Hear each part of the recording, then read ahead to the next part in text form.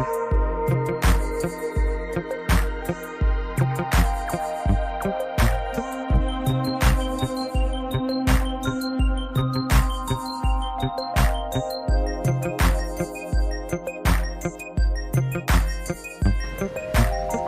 po.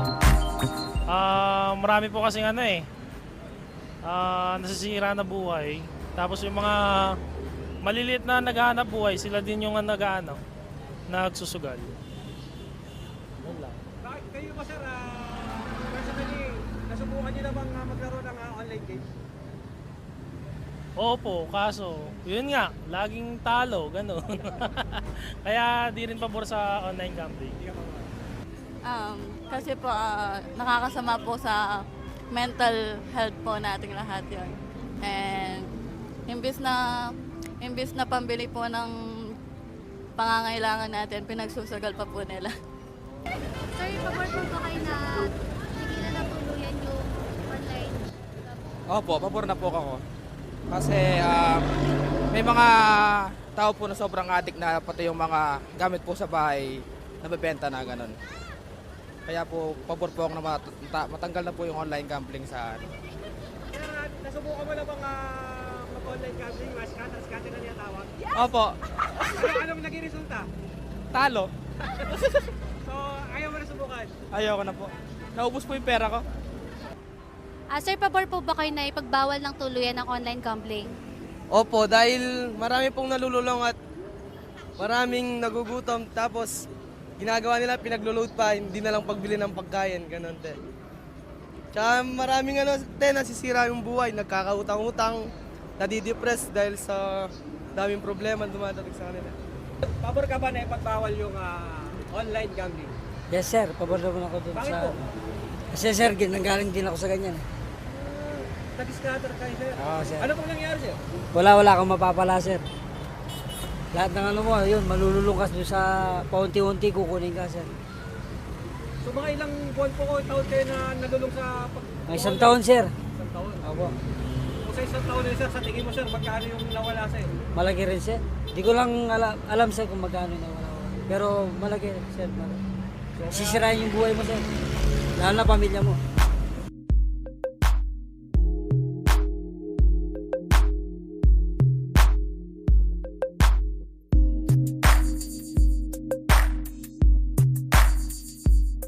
Is boots or mga waterproof po na sapatos para hindi po ng sakit, especially po less leptospirosis sa mga baha po na lugar. Kailangan may nakaipon ka kahit paano para kahit hindi ka makapagtinda, meron kang mabubunot.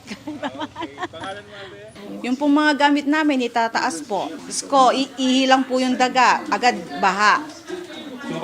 Barado po yung mga kanal po doon sa amin. Kaya yung tubig masyado na mababa. Para pag bumabagyo, may pagkain ka.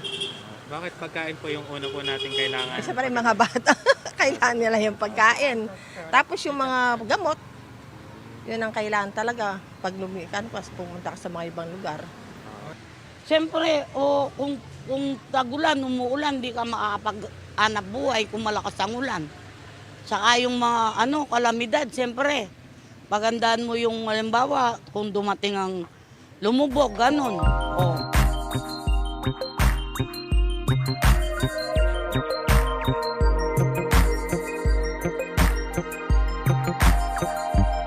Din po sa kita namin po kasi siyempre, yung hindi man tumas yung pamasahe. Tapos, Ano po yung panawagan nyo sa presidente po natin or sa gobyerno po? ibaba po yung gas po. Yun lang po. Ano po ba yung epekto nito sa inyo? Ano po yung epekto ng pagtaas naman? Nakakabawas po dun sa kita namin. Yun lang po. Pag mo nabawasan yung kita, ano po yung Wala, nababawas din po yung ng budget kasi nabawas po yung kita. Depende, may araw naman na mahina may araw na malakas. Alam ba, pag Sabado-Linggo talagang mahina yung namin, biyahe. Pero hindi ba parang mas mahirap na kapag mataas yung gas? Mas mahirap yun. Dapat dagdagan ng pamasahe din pag tumaas yung diesel. Ano naman po yung gusto yung sabihin sa gobyerno tungkol dito? Yung dati, inaantay namin yung sinasabi nilang kuwan eh. Yung sa tupad ba yun ay... sa ano nga ba kasi yun? Yung ibibigay sana sa atin. Kaso na-postpone, yung ayuda. Yung subsidy? Oo, tapos sabi nila daw, ibababa lang yung diesel. Hindi naman nababa yung diesel hanggang ngayon. Ano po kasi kapag daw po tumaas ng diesel, doon pa lang siya ibibigay. Na hindi siya binigay dahil bumaba daw. Ano po yung... Hindi naman bumaba, ganun pa rin. Magkano na ngayon? 55. Sapat po ba yung pinibigay? Sakto lang naman. Kasi sa pamasada, kailangan tsaga-tsaga lang din eh. Ano po yung naghirap? Pag minsan mahirap, pag minsan okay naman. Ano po yung gusto? Lalo ngayon may pasok yung Holy Angel, medyo okay yung pasada. Ano po yung gusto yung sabihin? Wala siguro. Kasi kahit nagsabi tayo ng kwan, wala rin naman na action yung gobyerno natin. Ganun pa rin naman, maghanap buhay pa rin naman tayo. Pag tumatas po yung gasolina, bumababa din po yung kita namin. Ano po yung epekto nun sa inyo? Epekto namin, yung mga bilihin, siyempre mataas. Yung mga kita namin, mababa, medyo kulang pa rin. Ilan po ba yung binubuhay? Dalawa, ang anak ko. Dalawa. Isang college, tsaka isang high school. Okay naman po ba yung kita? Sapat naman ba? Hindi. Medyo kulang pa rin, medyo kulang pa rin kaso si Mrs. nagtatrabaho kaya medyo naan namin yung yung nag-aaral ng kolehiyo. May message po ba kayo o panawagan sa gobyerno tungkol dito? Kung sana po kung bumaba, tuloy-tuloy po sana para yung kita medyo tumas naman yung kita.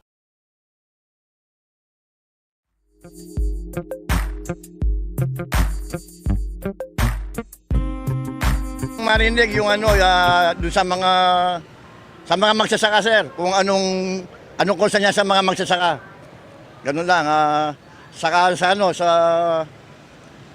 sa peace and order natin sa Pilipinas. Sana maraming ngayon maraming hindi makita nangyayari eh. Ano yung sana sa SONA? Ano yung gusto mo marinig, sir? Mabigyan ng break ang mga mahirap, kung anong maitutulong sa aming mahirap. Ginoong Pangulo, kung pwede lang po, ano man ang programang ginagawa ninyo para sa amin, pakiisip lang kami mga mahirap. Salamat po. Okay, pangalan niyo po. Sana may mabanggit sa mga nagtatricycle, si Press. Ano po ma'am, yung libre pong na sa libreng po. Wala pong bayad yung mga, libre po yung tuition fee. Siguro sa health issue kasi nagdadialysis to eh. So gusto ko sana yung lalo na sa transplant. Sana magkaroon ng mapababa yung bayad, ganyan kasi marami kaming kasamang mga nagdadialysis eh. So lahat 'yon gusto rin na magkaroon ng another life siguro na hindi na nagdadialysis. So yung wish namin is mapababa yung or magkaroon din sana ng libre, ganon, sa transplant. Yun, ganon. Sa health kasi, yung asawa ko nga nagdadialysis. Siguro kung may changes sa Pilipinas or yung mga projects niya. Kung meron man. Yan lang. Ako kasi pura ko eh. Sana may mga changes pa rin sa mga kababayan nating mahihirap na mga projects, yung long-term projects para sa kanila. Yan lang.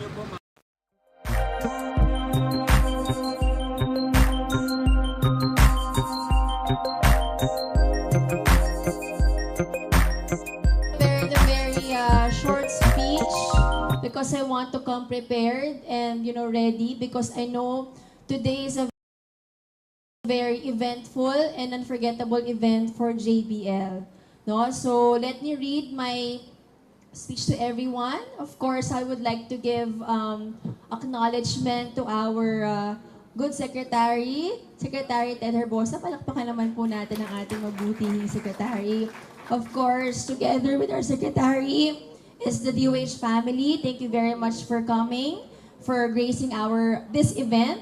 My co-workers in public service, the board members, governor, vice governor, our provincial provincial director for all hospitals, JBL family, medical and non-medical staff. Thank you very much and congratulations for this momentous event. Palakpakan natin ang JBL.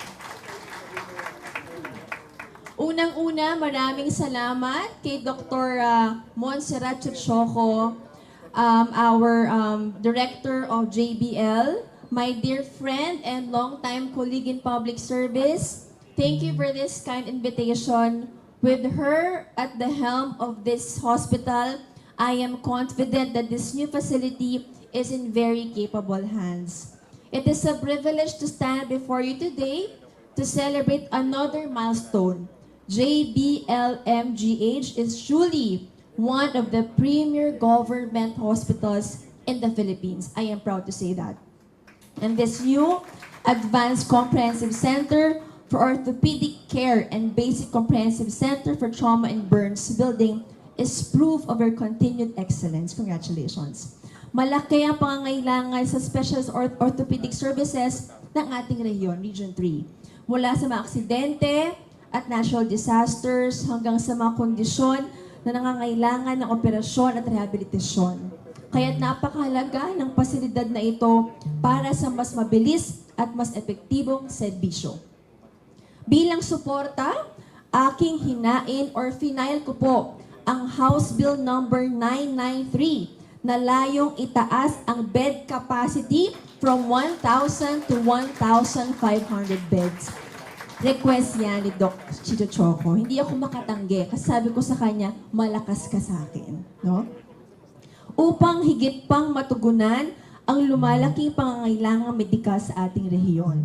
Of course, I am also in works in filing the renaming of this hospital to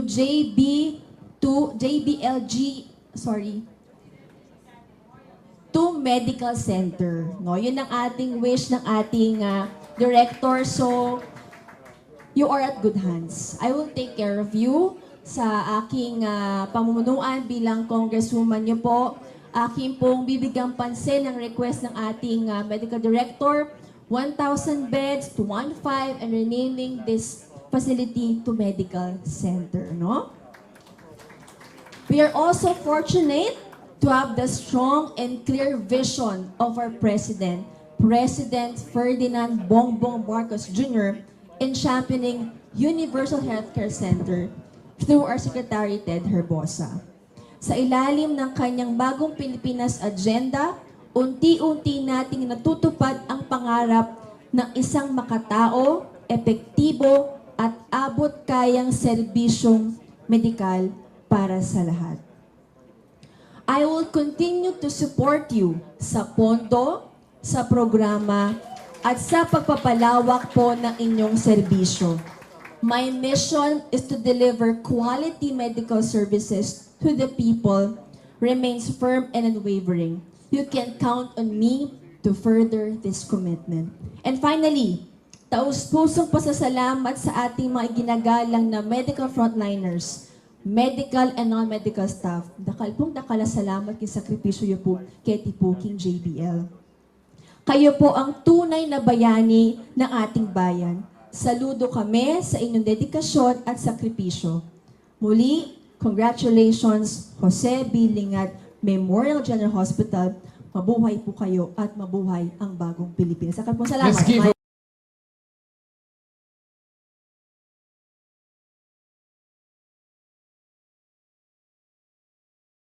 Gusto kong marinig yung doon sa mga magsasaka, sir, kung anong kursa niya sa mga magsasaka. Ganun lang, sa peace and order natin sa Pilipinas. Sana maraming ngayon maraming hindi magandang nangyayari eh. Ano yung sana sa SONA? Ano yung gusto mo marinig, sir? Mabigyan ng break ang mga mahirap, kung anong maitutulong sa aming mahirap. Ginoong Pangulo, kung pwede lang po, ano man ang programang ginagawa ninyo para sa amin, ay pakiisip lang kaming mga mahirap. Salamat po. Okay, pangalan niyo po. Sana may mabanggit sa mga nagtatricycle si Press. Ano po ma'am, yung libre pong na sa libreng ano po. Wala pong bayad yung mga libre po yung tuition fee. Siguro sa health issue kasi nagdadialysis to eh. So gusto ko sana yung lalo na sa transplant. Sana magkaroon ng mapababa yung bayad, ganyan kasi marami kami kasamang mga nagdadialysis eh. So lahat 'yon gusto rin na magkaroon ng another life siguro na hindi na nagdadialysis. So yung wish namin is mapababa yung or magkaroon din sana ng libre ganon sa transplant. Yun ganon. Sa health kasi yung asawa ko nga nagdadialysis. Siguro kung may changes sa Pilipinas or yung mga projects niya. Kung meron man. Yan lang. Ako kasi pura ko eh. Sana may mga changes pa rin sa mga kababayan nating mahihirap na mga projects, yung long-term projects para sa kanila. Yan lang.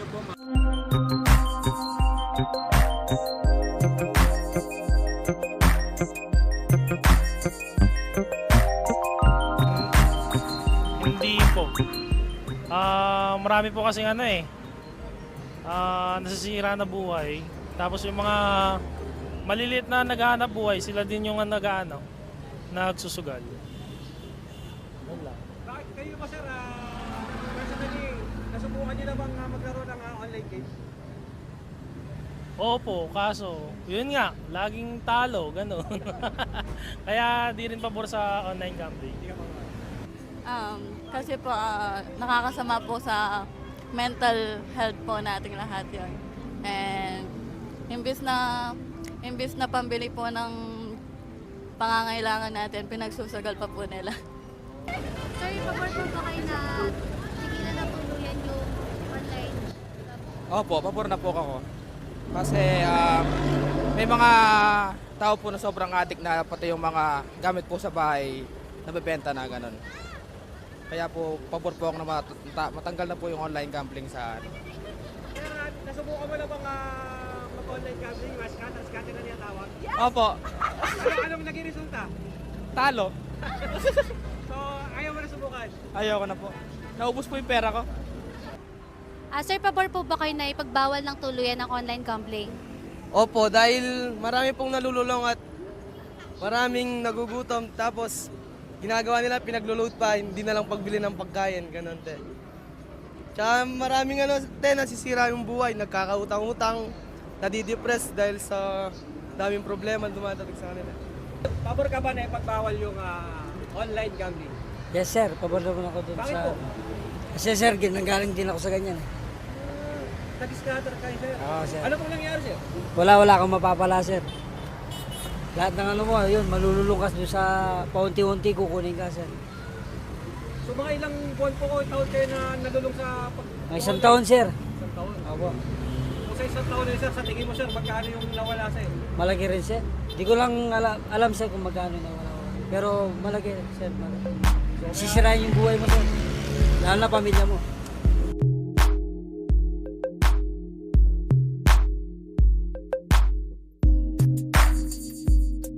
Talaga yung lugar na yun, kailangan talaga may stoplight, may alert na bago ka malayo, bago ka pa sumuong doon, mag-minor ka na. Ano na yung mga intervention at ano yung personal experience mo din doon sa area na yun? Ako, sa to lang po, before ako pumasok, campaign yun, o before campaign pa, naka-experience ako talaga dyan na muntikan akong mabangga. Palabas ako ng Santo Tomas, pa-left ako pa-uwi dito sa bahay.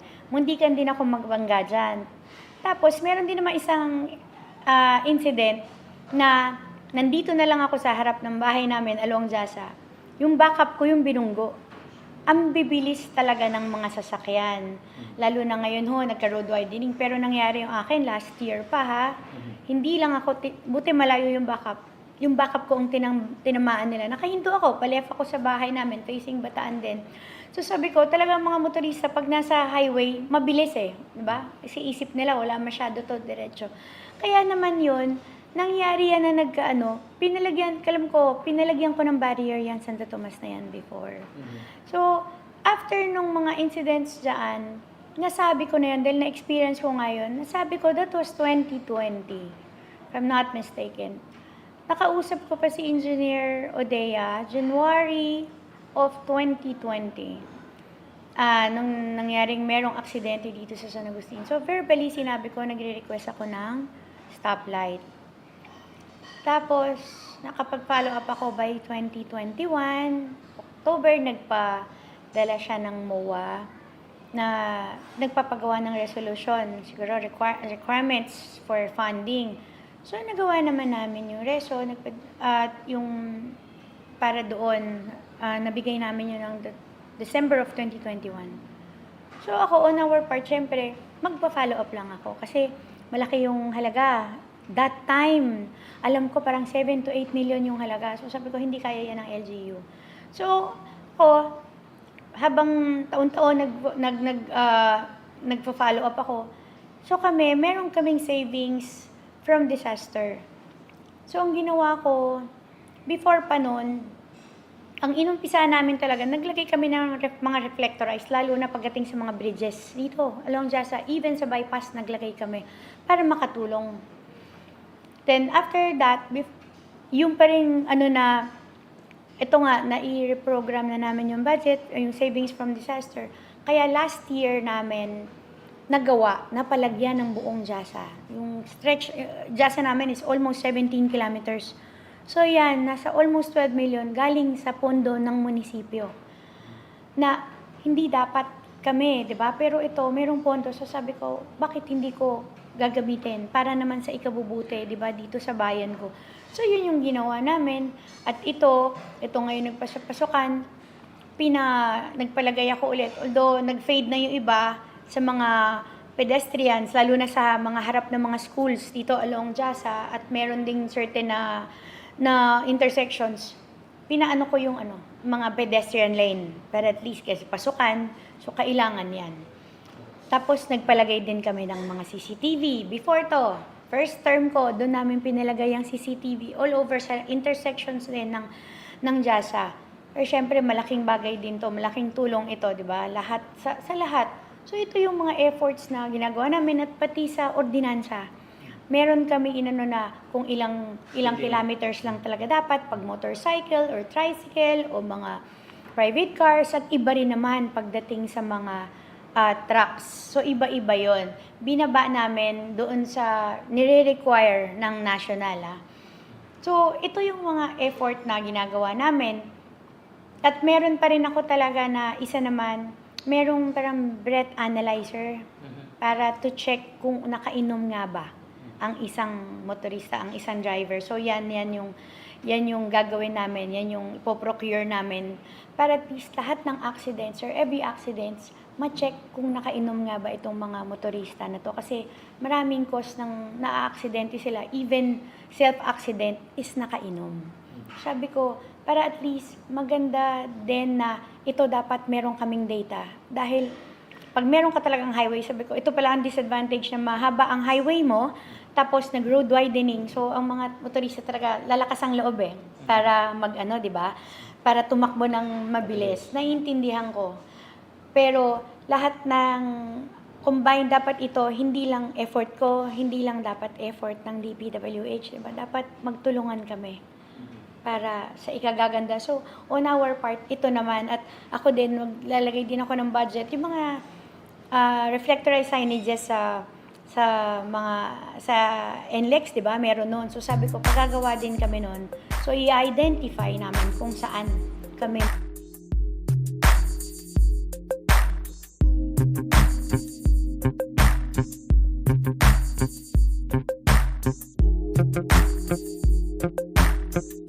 Okay, Nutriacious Taste of Success with Chef Sau del Rosario is a culinary event.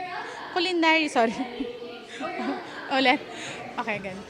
Nutriacia Taste of Success with Chef Sau del Rosario is a culinary learning event designed for food service operators and restaurant operators. Ay, sorry, mali ako. Isa palas na. operators, and all other food service operators.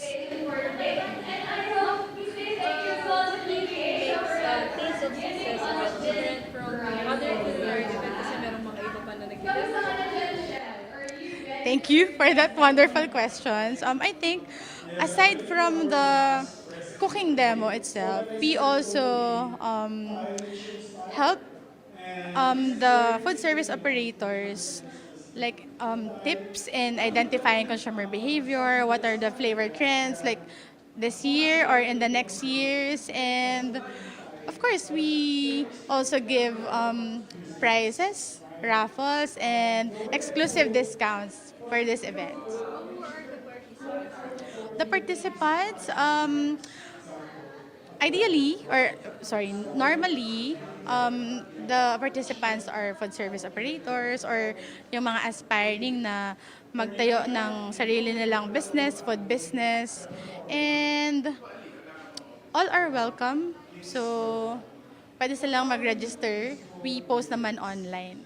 Yes, so we did it first in Boracay, and then we go to Davao, and then next in Bohol, and then Tagaytay, and now we're in Pampanga.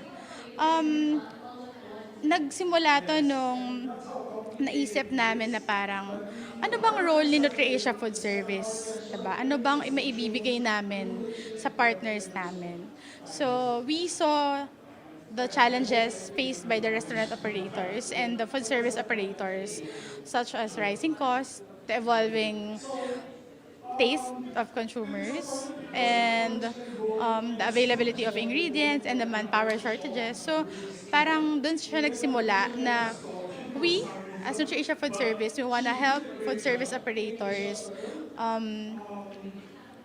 elevate their dishes at delicious and in affordable cost. Of course, no, we all know naman Chef Sao is a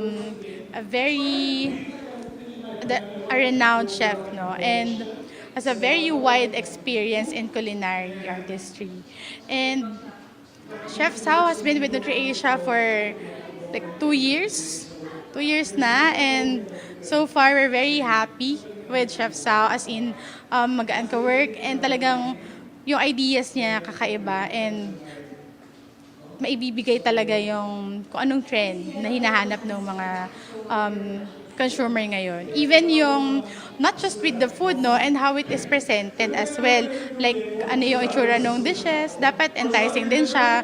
Lalo ngayon, di ba, parang bago kumain, di ba, nagpipicture muna bago siya kainin. And sometimes, to make the food attracted, even if it's not known yet, di ba, pag maganda yung food styling, talagang maku-curious yung mga tao na puntahan ka.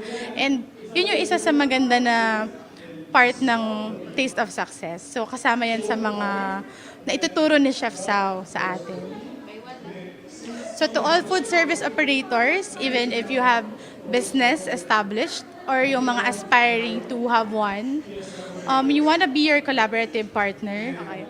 To all the food service operators that have business that is established, and for other aspiring entrepreneurs, this event is for you.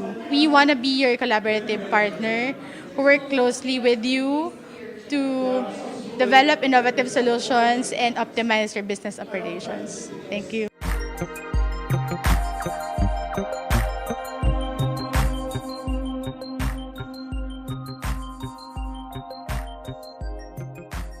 Sir, anong masasabi nyo na may pulse at kinukuha yung pulse ninyo with regards to PhilHealth programs?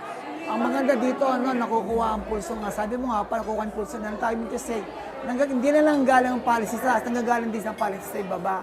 Then magmimix yun, then we can make progress regarding the delivery of system regarding PhilHealth. Especially mga benefits, binibigay ng PhilHealth, pero dapat malaman nila ano ba kailangan ng tao. para ma-address yung problem regarding yung mga benepisyo ng tao regarding hospitalization. Okay. Ngayon naman, gaano po itong makakatulong sa hanay po ninyo sa private sector? Kasi usually pag government to government, madali lang eh. Tapos minsan magkakaproblema sa bayarin, sa mga claims. How does it help naman po sa inyong hanay naman ngayon? Nakakatulong, sabi nga kanina, yung turnaround time, di ba sa nila mabilis. At least, actually nakita ko nga yun, when I do my private practice, dati mabagal ang bayan. It takes 6 months to 1 year, pero ngayon, hindi ko man masasabi 14 days. Usually, it takes mga 1 to 2 months, mabilis yung pagbabayad sa mga hospital, number 1. Number 2, sa mga claims sa mga doktor. Ang ganda. Especially mga benepisyo na di-deliver properly sa ating mga pasyente. And with that, nag-improve na po. Nag-improve ng PhilHealth compared sa mga years before. Yes, malaki ang improvement. Big leap na namin, maganda pagka-jump nila. Especially with the new system na ginagawa ng PhilHealth. Number 1, digitalization. Number 2, tumaas yung case rate nila talaga. Example, nakita namin na I think mga silent section nakita ko, 20,000 ngayon, 30,000 ang benefits nila. Pangalawa, yung emergency hospitalization. Malaki na ko ang benefits yun. Yun lang po, Doc. Salamat Thank po. you. Doc, ano po yung grupo natin? Pampanga Medical Society. Pampanga Medical Society. Itong kumbaga programa, yung PULSE, yung PhilHealth po. Ano po ito? Anong pinaka-major objective po nito? Napakahalaga yung ganitong event, no, dahil we're putting all important individuals who have a role in promoting universal healthcare in our country. This is a game changer, no, because crucial ang roles, no, ng bawat imbitadong nandito, and we are proud to put them together in one place to share their insights. How do they feel about the journey towards achieving kalusugang pangkalahatan para sa lahat? And dito tinalakay po natin ang iba't ibang mga topics po, and of course yung mga concern na pangkalusugan. At totoo po yun, may mga in-invite tayong mga expert, no, mga partners natin sa pag-provide ng health services, lalong-lalo na ang mga local chief executives, yung mga hospital administrators. Kumpleto lahat, nandito lahat ngayong araw na ito ang mga provincial health officers sa 7 provinces in Central Luzon. We also have participants coming from the different sectors of the society, like Pampanga Chamber of Commerce and Industry, academe, no, mga universities nandito because ang mga universities ngayon, we are accrediting their school clinics, no. Meron naman silang mga doktor, mga nurses. We are accrediting their school clinics for consulta to make sure that their students, their faculties, no, their health are protected, no, basically on the primary care program. What is the pinaka-resulta gusto nung mangyari?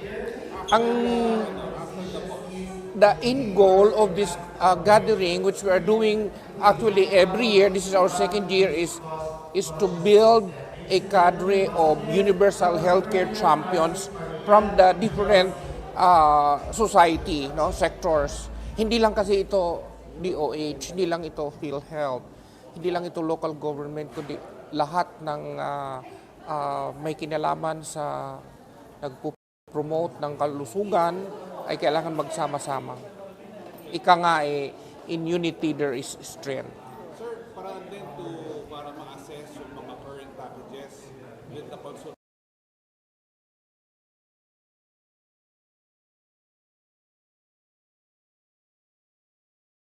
dito ba sa kasama natin ngayon sa Yes, that's true. We are also giving updates na on nasaang are we in the right track, no? Ang DOH kanina nagbigay na ng updates, no, kung sino-sino na ang mga local governments, ano na yung kanilang mga maturity level, no, para sila ba ay prepared na. Oo. Makita niyo kanina magtitinginan yung mga bawat probinsya.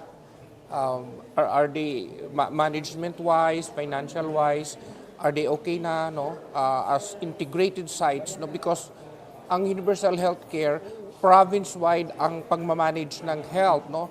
That's why mamayang hapon we are also happy to to have invited Governor Lilia Pineda based on her experience, no, in local government in the province of Pampanga, so that everybody here could learn from her experience, no. We are also gathering feedbacks from everyone how we can improve more, no.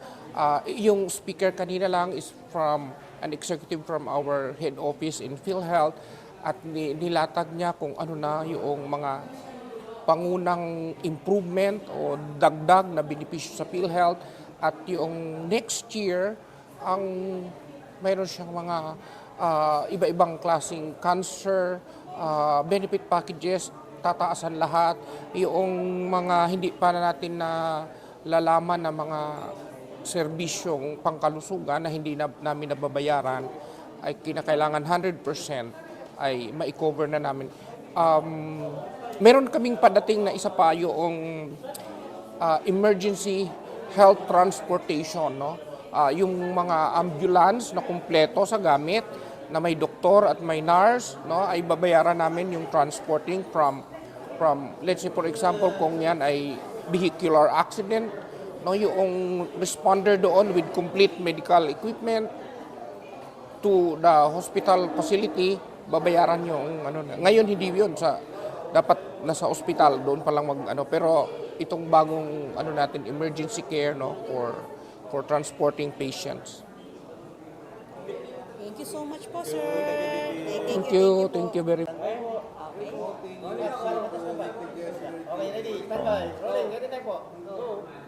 Ako po si Walter Bacares, Vice President ng PhilHealth for Operations for Luzon.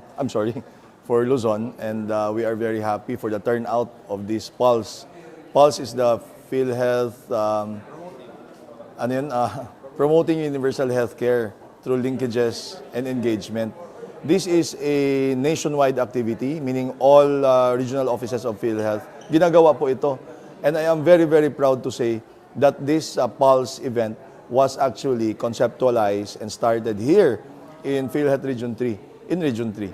So I'm very, very talaga proud and happy for our PhilHealth Region 3 personnel. Yung nandyan po sa gilid, sila po ang may gawa niyan.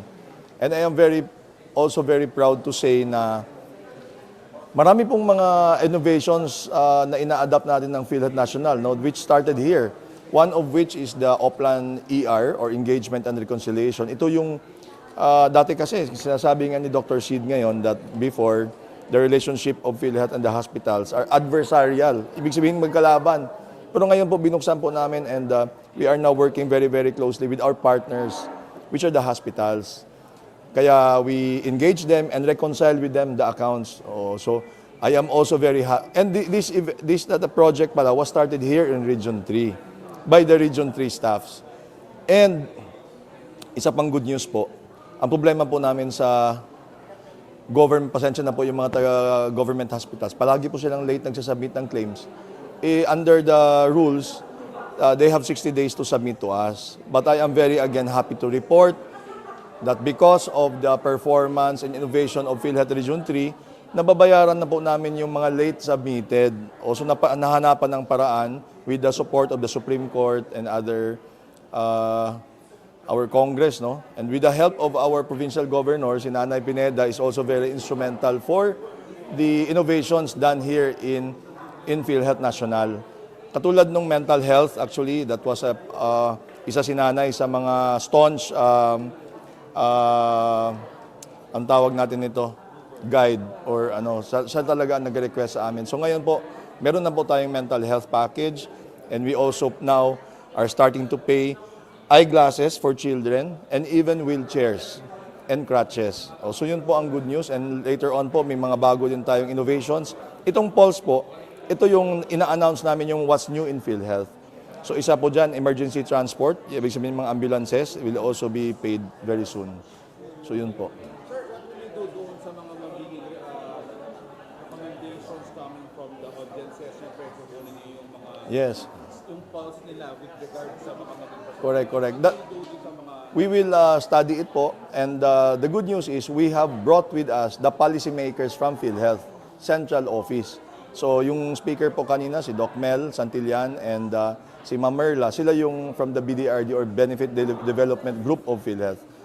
So we get the pulse from not only from the hospitals or from the doctors, we also get it from the local chief executives. Katulad nga when I said si Nanay was requesting us fervently about mental health because there are lots of children that needs mental health assistance. So that's why we were able to develop mental health package. So we hope that after this, malalaman na po ng publiko, local chief executives, doctors and hospitals that we are now paying for mental health. Then therefore, the supply side will now be, may supply side na po. Ibig sabihin marami ng mga ma-accredit na facilities where our young people can go to and we pay those facilities. So yun lang po ang ano. Sir, kanina in your speech you said something about the 15 billion. Yes. Clarify on that. Well, Is this for Region 3 lang or for the no, for the entire country po, it's in the news, diba, that the national government asked PhilHealth to return about 60 billion to the national government. But let me assure the public that the removal of the 60 billion does not have any effect on our financial standing. In fact, the order of the President of the Philippines, President Bongbong Marcos, is for PhilHealth to continue increasing the benefit packages. Thus, we are now announcing those increases despite of the 60 billion. Also, kasi we admit that we have, as I have said kanina, we are in the pink of health. Your PhilHealth is one of the most liquid government corporation in the country today. So we have enough funds to pay all claims. We have, ang instruction po ng mahal nating Presidente, Bongbong Marcos, is to keep on increasing and in fact to make payment of hospitals from 24 days to even faster to 7 days. So hanahanapan po namin ng paraan kung paano gawin yan. Sir, with regards sa hospitals, dito sa lugar natin, wala tayong utang ng PhilHealth, wala silang... Opo. In fact, we are monitoring all payments of all regions. National figure means 24 days po ang turnaround time and about 96% of claims are paid in 24 days. And I am happy to report na for Region 3, Central Luzon, ang turnaround time po dito is 14 days. So binabantayan po namin yan because we understand na we need to keep the hospitals moving and yung financial lifeblood of the hospitals must be constantly moving. Ibig sabihin, money from PhilHealth should be there in the hospitals para makabili sila ng mga gamot, masweldohan yung mga medtechs, nurses, and other personnel in the hospitals and makabili sila ng medisina. So yun po. Sir, sa pagbukas po ng bagong kongreso, meron po ba kayo inaasahan na bagong punosiya sa bagong kongreso? At ano po inaasahan yung mga pronouncement ng ating presidente sa kanyang padating na SONA? I hope that the recent increases of PhilHealth, we actually doubled the benefits of PhilHealth compared to 2023 prices. So twice po tayo nag-increase, no? In 2024 December, we increased it by 50% and February 2024 30%. That's a total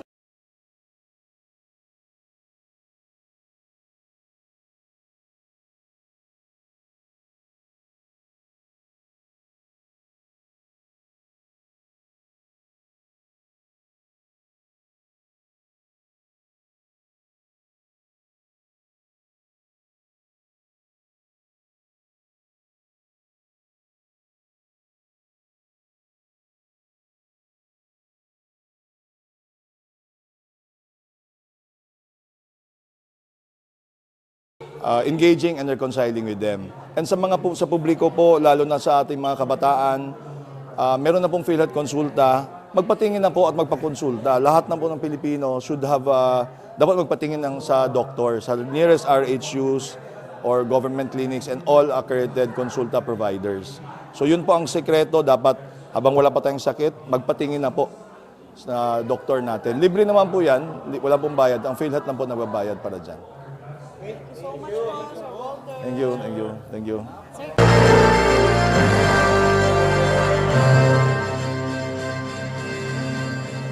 Hello po mga friendship. Kamusta po kayo? pasensya na po kayo, na late tayo ng konti kasi po meron din po tayong isang activity dito sa kabila naman, graduation naman po ng OFU.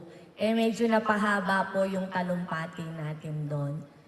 And at the same time, puyat din po tayo kagabi. Kaya kung nakita niyo po yung news kagabi, isa po tayo doon sa nahuli nating drug pusher. No? Nakita niyo naman yun. Kasi ngayon, sabi ko, parang tapos na tayo sa smooth sailing na po kasi yung programa natin sa health kasi pinofocus natin yon. Sa parang gusto ko naman ngayon action, no? Yung huli ng ganito, huli ng ganyan. Okay? Sorry po ulit, no? At saka kasi pag medyo tumatanda ka na, yung hot flashes, sino pong nakakaranas ng hot flashes? Yung magigising ka alas 2 ng madaling araw, pawis na pawis ka, hindi ka na makakatulog, tapos makakatulog ka pa lang mga 5 a.m. Kaya hirap gumising ng maaga. Kaya kailangan gumising ng maaga dahil po marami tayong trabaho. Ewan ko ba, araw-araw naman po akong nasa opisina para matapos yung mga gawain at trabaho. Pero araw-araw parang mas dumadami po yung trabaho. Anyway, magandang morning po sa inyong lahat. Alam niyo po, sa lahat ng adhikain natin para sa lungsod, isa talaga po ang pinaka-importante para sa akin, ang kalusugan. Kaya po hindi nagkataon na ang universal healthcare ang number 1 sa ating 10-point executive agenda. Dahil para sa akin po, ang pinakamahalagang yaman ng bawat pamilya ay ang kanilang kalusugan. Kapag malusog ang Fernandino, syempre, mas masaya ang tahanan. Mas produktibo ang komunidad at mas maayos ang buong syudad. Kaya't ngayon pong unang 100 days, katuwang ang PhilHealth, ginagawa po natin ang mga proyektong tunay na ramdam sa bawat barangay. PhilHealth registration drive sa mga barangay para lahat ay covered, walang maiiwan. Kaya Infirmary, bukas 24/7, handang tumugon anumang oras.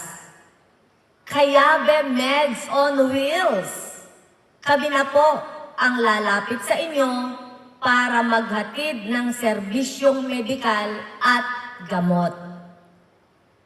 PhilHealth Health Desk, para may malapitan kayong gabay sa inyong mga benepisyo at katanungan.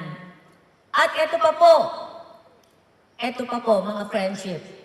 Isa sa mga pinakamalalaking hakbang natin ang pagpapatayo ng kauna-unahang City People's Hospital ng siyudad ng San Fernando. Ngayong first 100 days po natin magagawa lahat yon. Alam po natin kapag may sakit ang isang miyembro ng pamilya, buong pamilya ang apektado. Hindi lang sa emosyon, kundi pati sa gastusin. Kaya gusto po natin na may sarili na tayong ospital na talagang para sa tao. At alam niyo po kung sino ang katuwang natin dito? Siyempre, walang iba kundi ang PhilHealth.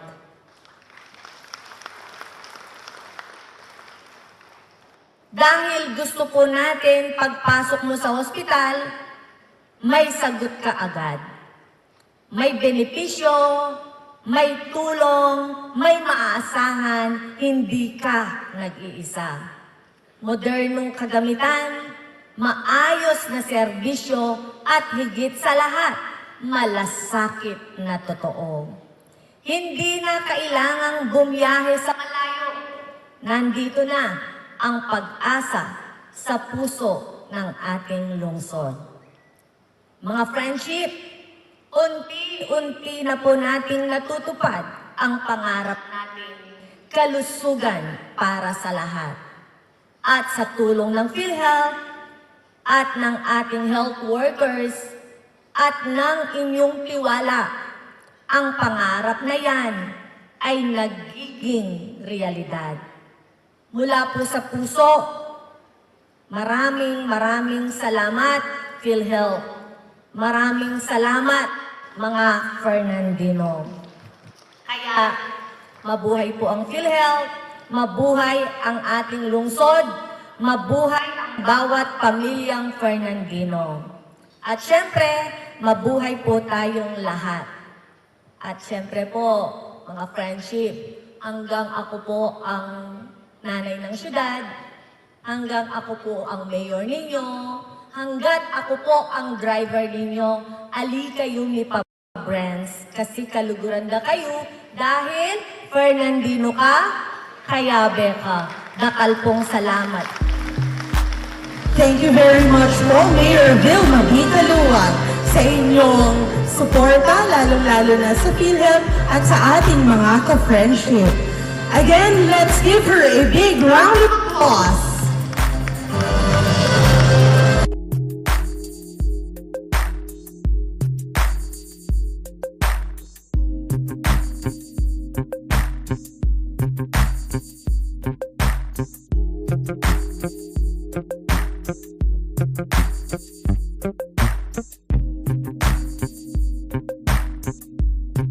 Talaga yung lugar na yun, kailangan talaga may stoplight, may alert na bago ka malayo, bago ka pa sumuong doon, mag-minor ka na.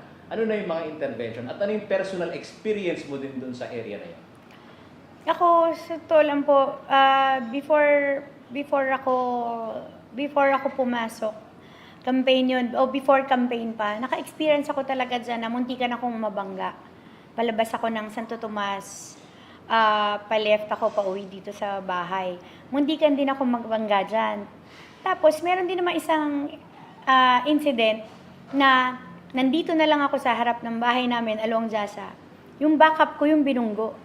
Ang bibilis talaga ng mga sasakyan. Lalo na ngayon nagka-road widening. Pero nangyari yung akin last year pa ha. Hindi lang ako, buti malayo yung backup. Yung backup ko ang tinamaan nila. Nakahinto ako, palef ako sa bahay namin, facing Bataan din. So sabi ko, talagang mga motorista, pag nasa highway, mabilis diba? Kasi isip nila, wala masyado to, diretso. Kaya naman yun, nangyari yan na pinalagyan ko ng barrier yan, Santo Tomas na yan before. So, after nung mga incidents dyan, nasabi ko na yan, dahil na-experience ko ngayon, nasabi ko, that was 2020, if I'm not mistaken. Nakausap ko pa si Engineer Odea, January of 2020. Nung nangyaring merong aksidente dito sa San Agustin. So, verbally, sinabi ko, nagre-request ako ng stoplight. Tapos, nakapag-follow up ako by 2021. October, nagpadala siya ng MOA na nagpapagawa ng resolution, siguro requirements for funding. So, nagawa naman namin yung reso, at yung para doon, nabigay namin yun ng December of 2021. So, ako, on our part, syempre, magpa-follow up lang ako kasi malaki yung halaga. That time, alam ko parang 7 to 8 million yung halaga. So, sabi ko, hindi kaya yan ng LGU. So, ako, habang taon-taon nagpa-follow up ako, so meron kaming savings from disaster. So, ang ginawa ko, before pa nun, ang inumpisa namin talaga, naglagay kami ng mga reflectorized, lalo na pagdating sa mga bridges dito, along Jasa, even sa bypass, naglagay kami para makatulong. Then, after that, yung pa rin, ito nga, na-i-reprogram na namin yung budget, yung savings from disaster. Kaya last year namin, nagawa, napalagyan ng buong Jasa. Yung stretch, Jasa namin is almost 17 kilometers. So yan, nasa almost 12 million galing sa pondo ng munisipyo.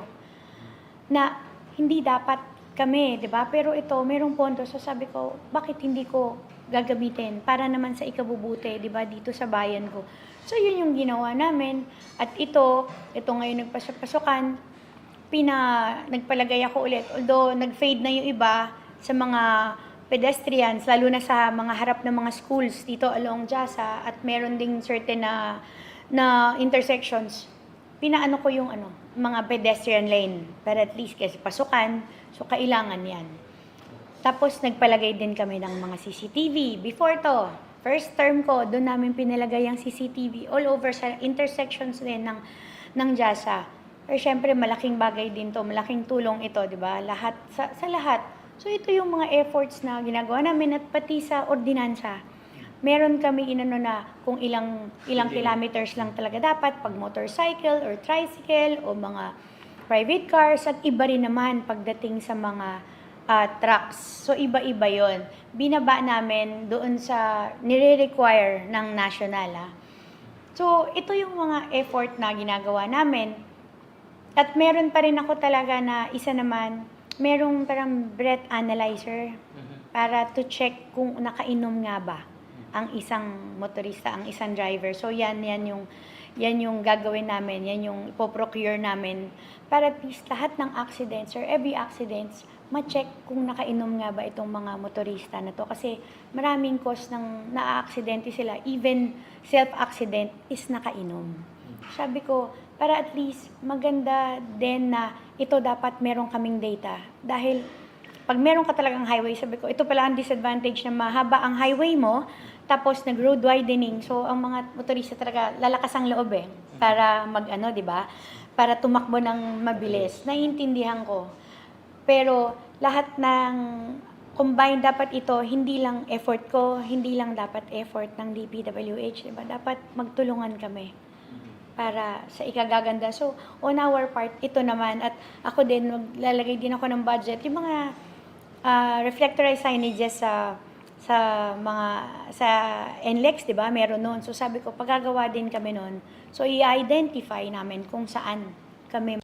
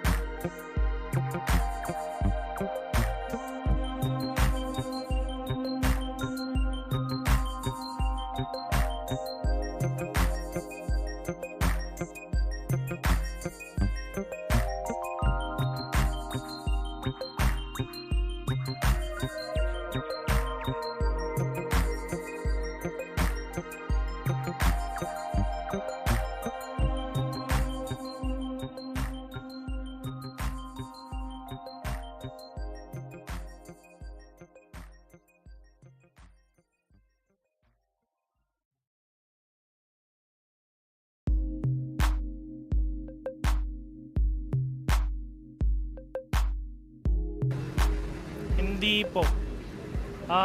Marami po kasing nasisira na buhay. Tapos yung mga maliliit na naghahanap buhay, sila din yung nagsusugal. Wala. Kayo ba sir, personally, nasubukan nyo na bang maglaro ng online games?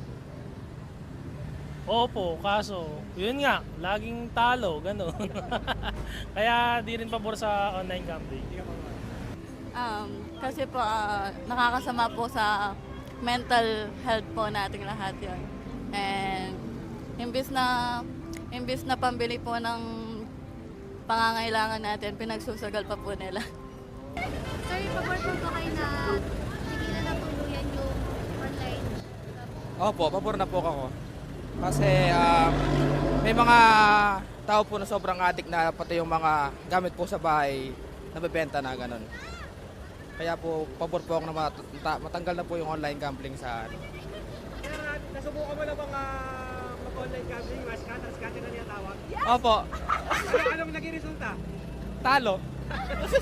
So, ayaw mo na subukan? Ayoko na po. Naubos po yung pera ko. Sir, pabor po ba kayo na ipagbawal ng tuluyan ng online gambling? Opo, dahil marami pong nalululong at maraming nagugutom, tapos ginagawa nila, pinaglo-load pa, hindi na lang pagbili ng pagkain, ganun te. Tsaka maraming nasisira yung buhay, nagkakautang-utang, nadidepress dahil sa daming problema dumadating sa kanila. Pabor ka ba na ipagbawal yung online gambling? Yes sir, pabor naman ako dun Bakit sa... po? Kasi sir, nanggaling din ako sa ganyan. Nag-scatter kayo, sir. Oo, sir. Ano pong nangyari, sir? Wala kang mapapala sir. Lahat ng ano mo, yun, malululong ka doon sa paunti-unti kukunin ka sir. So mga ilang buwan po taon kayo na nalulong sa... Isang taon sir. Isang taon? Opo. Kung sa isang taon na sir, sa tingin mo sir, magkano yung nawala sa'yo? Malaki rin sir. Di ko lang alam sir kung magkano na wala. Pero malaki rin sir. Sisirain yung buhay mo sir. Lalo na pamilya mo. Ano pong nagiging cause eh? Ano po, yung iba po umuutang po para sumugal lang po, tapos nagagamit po nila yung funds po na pwedeng gamitin pang aral or sa trabaho na po nila. Savings. Sir, sang-ayon ka ba na mapapatupad ang total ban sa online gambling? Yes, 100% ma'am. Bakit po, sir? Napagdaanan ko na rin kasi magsugal ma'am. Ano po yung naging experience nyo po? Wala kang mapapala sa sugal ma'am. Bakit po wala po tayo mapapala, sir? Addiction lang talaga siya para libangan, kaso yung iba ginagawa talaga para kala nila kikita sila pero hindi man. Ang total ban sa online gambling? Yes po, kasi po may marami pong mga kabataan ang nai-impluwensya sa mga gambling kasi dapat po unahin muna po nila ang pag-aaral nila. Ban sa online gambling? Opo, kasi madami pong pamilya yung naapektuhan kasi po imbis na ipakain, pinanggagambling.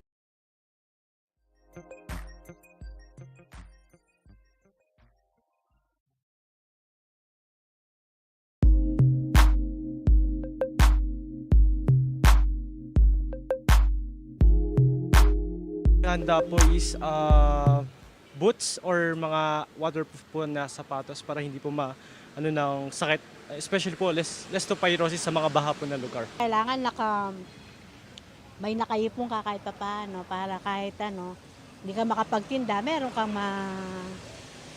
mabubunot. Yung pong mga gamit namin, itataas po. Ihilang po yung daga, agad baha. Barado po yung mga kanal po doon sa amin. Kaya yung tubig, masyado na mababa. Para pag bumabagyo, may pagkain ka. Bakit pagkain po yung una po natin kailangan? Siyempre mga bata, kailangan nila yung pagkain. Tapos yung mga gamot, yun ang kailangan talaga. Pag lumikan, pas pumunta ka sa mga ibang lugar. Siyempre, kung tagulan, umuulan, di ka makakapag-anap buhay kung malakas ang ulan. Saka yung mga kalamidad, siyempre, pagandaan mo yung halimbawa, kung dumating ang lumubog, ganun.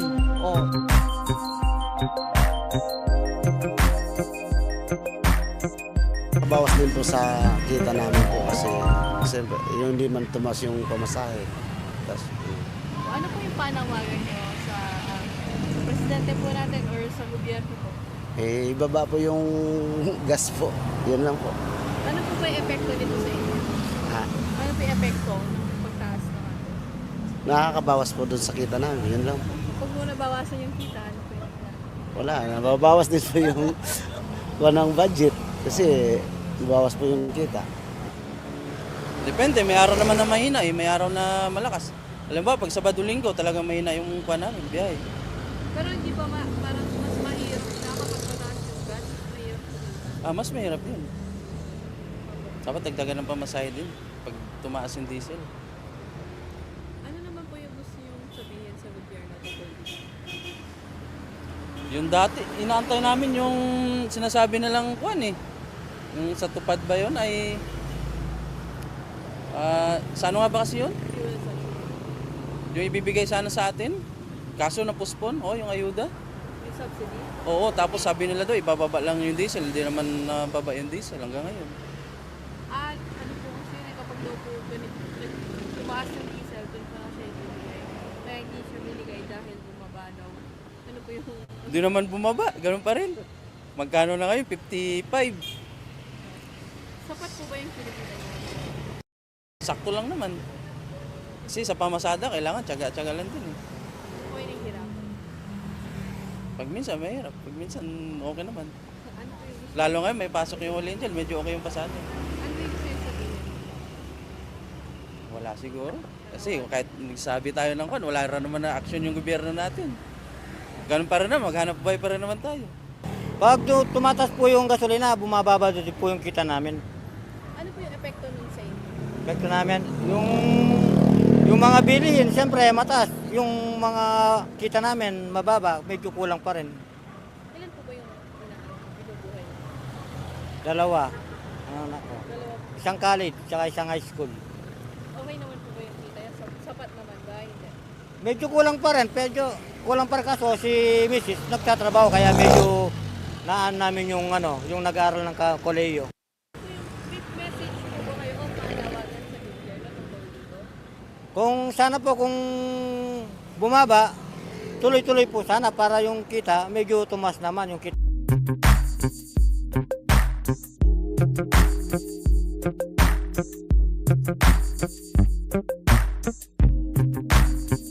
Gusto kong marinig yung doon sa mga magsasaka, sir. Kung anong kursa niya sa mga magsasaka. Ganun lang. Saka sa peace and order natin sa Pilipinas. Sana maraming ngayon maraming hindi magandang nangyayari eh. Ano yung sana sa SONA? Ano yung gusto mo marinig, sir?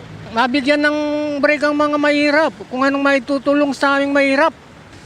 Ginoong Pangulo, kung pwede lang po, ano man ang programang ginagawa ninyo para sa amin, pakiisip lang kaming mga mahirap. Salamat po. Okay, pangalan niyo po. Sana may mabanggit sa mga nagtatricycle si Press. Ano po ma'am, yung libre pong na sa libreng po. Wala pong bayad yung mga opo, libre po yung tuition fee. Siguro sa health issue kasi nagdadialysis to eh. So gusto ko sana yung lalo na sa transplant. Sana magkaroon ng mapababa yung bayad, ganyan kasi marami kami kasamang mga nagdadialysis eh. So lahat 'yon gusto rin na magkaroon ng another life siguro na hindi na nagdadialysis. So yung wish namin is mapababa yung or magkaroon din sana ng libre ganon sa transplant. Yun ganon. Sa health kasi yung asawa ko nga nagdadialysis. Siguro kung may changes sa Pilipinas or yung mga projects niya. Kung meron man. Yan lang. Ako kasi pura ko eh. Sana may mga changes pa rin sa mga kababayan nating mahihirap na mga projects, yung long-term projects para sa kanila. Yan lang.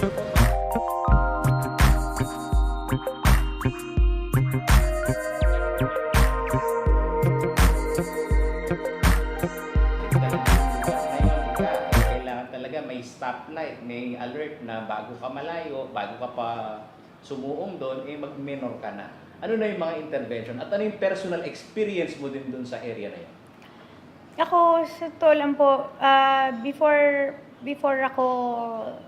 ako pumasok, campaign yun, before campaign pa, naka-experience ako talaga dyan na muntikan akong mabangga.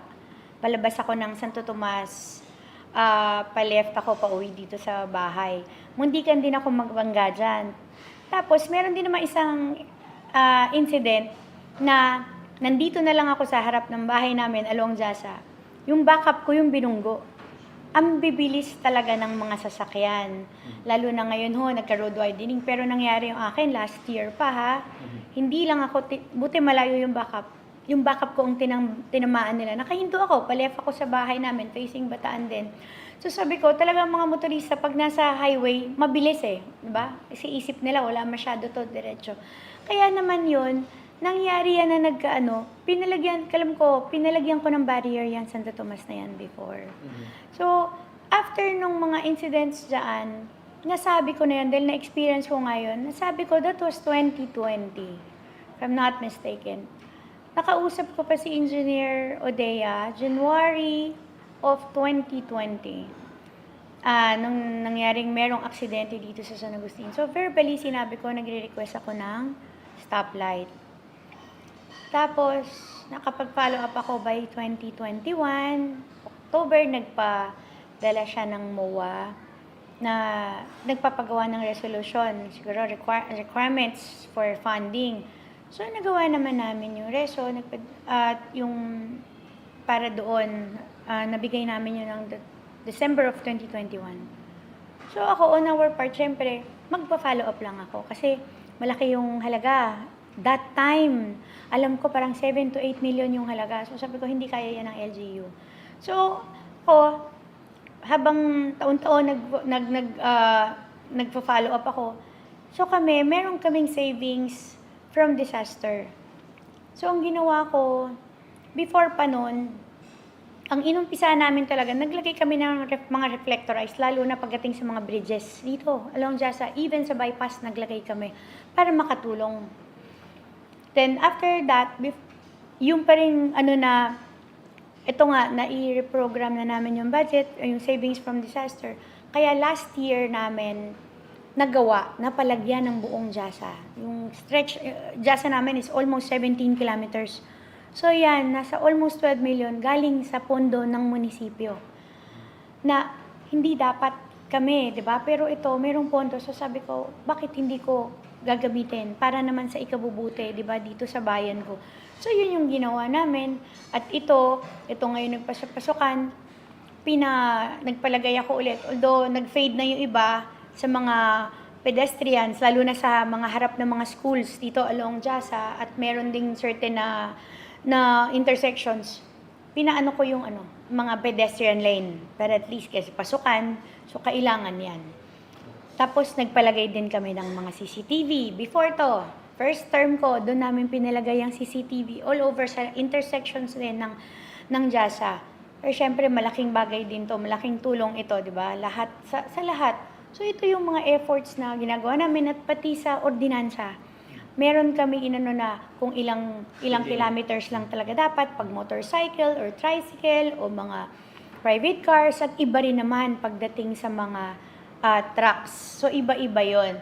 Binaba namin doon sa nire-require ng national. So ito yung mga effort na ginagawa namin. At meron pa rin ako talaga na isa naman, merong parang breath analyzer para to check kung nakainom nga ba ang isang motorista, ang isang driver. So yan yung gagawin namin, yan yung ipoprocure namin para at least lahat ng accidents or every accidents, ma-check kung nakainom nga ba itong mga motorista na to. Kasi maraming cause ng na-aksidente sila, even self-accident is nakainom. Sabi ko, para at least maganda din na ito dapat meron kaming data. Dahil pag meron ka talagang highway, sabi ko, ito pala ang disadvantage na mahaba ang highway mo, tapos nag-road widening. So, ang mga motorista talaga, lalakas ang loob para di ba? Para tumakbo ng mabilis. Naiintindihan ko. Pero, lahat ng combined, dapat ito, hindi lang effort ko, hindi lang dapat effort ng DPWH, diba? Dapat magtulungan kami para sa ikagaganda. So, on our part, ito naman, at ako din, maglalagay din ako ng budget. Yung mga reflectorized signages sa NLEX, di ba? Meron noon. So, sabi ko, pagagawa din kami noon. So, i-identify namin kung saan kami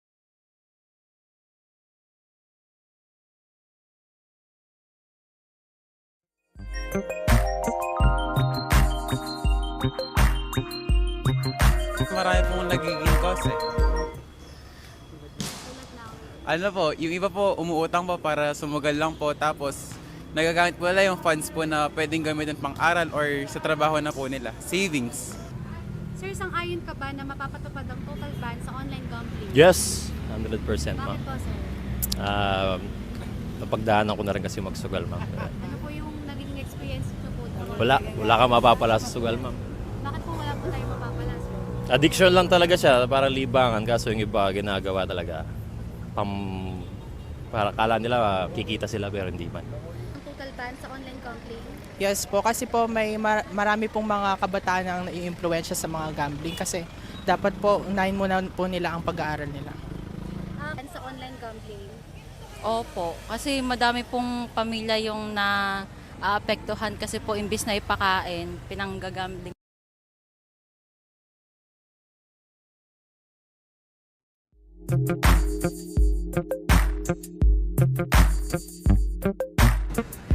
Hindi po.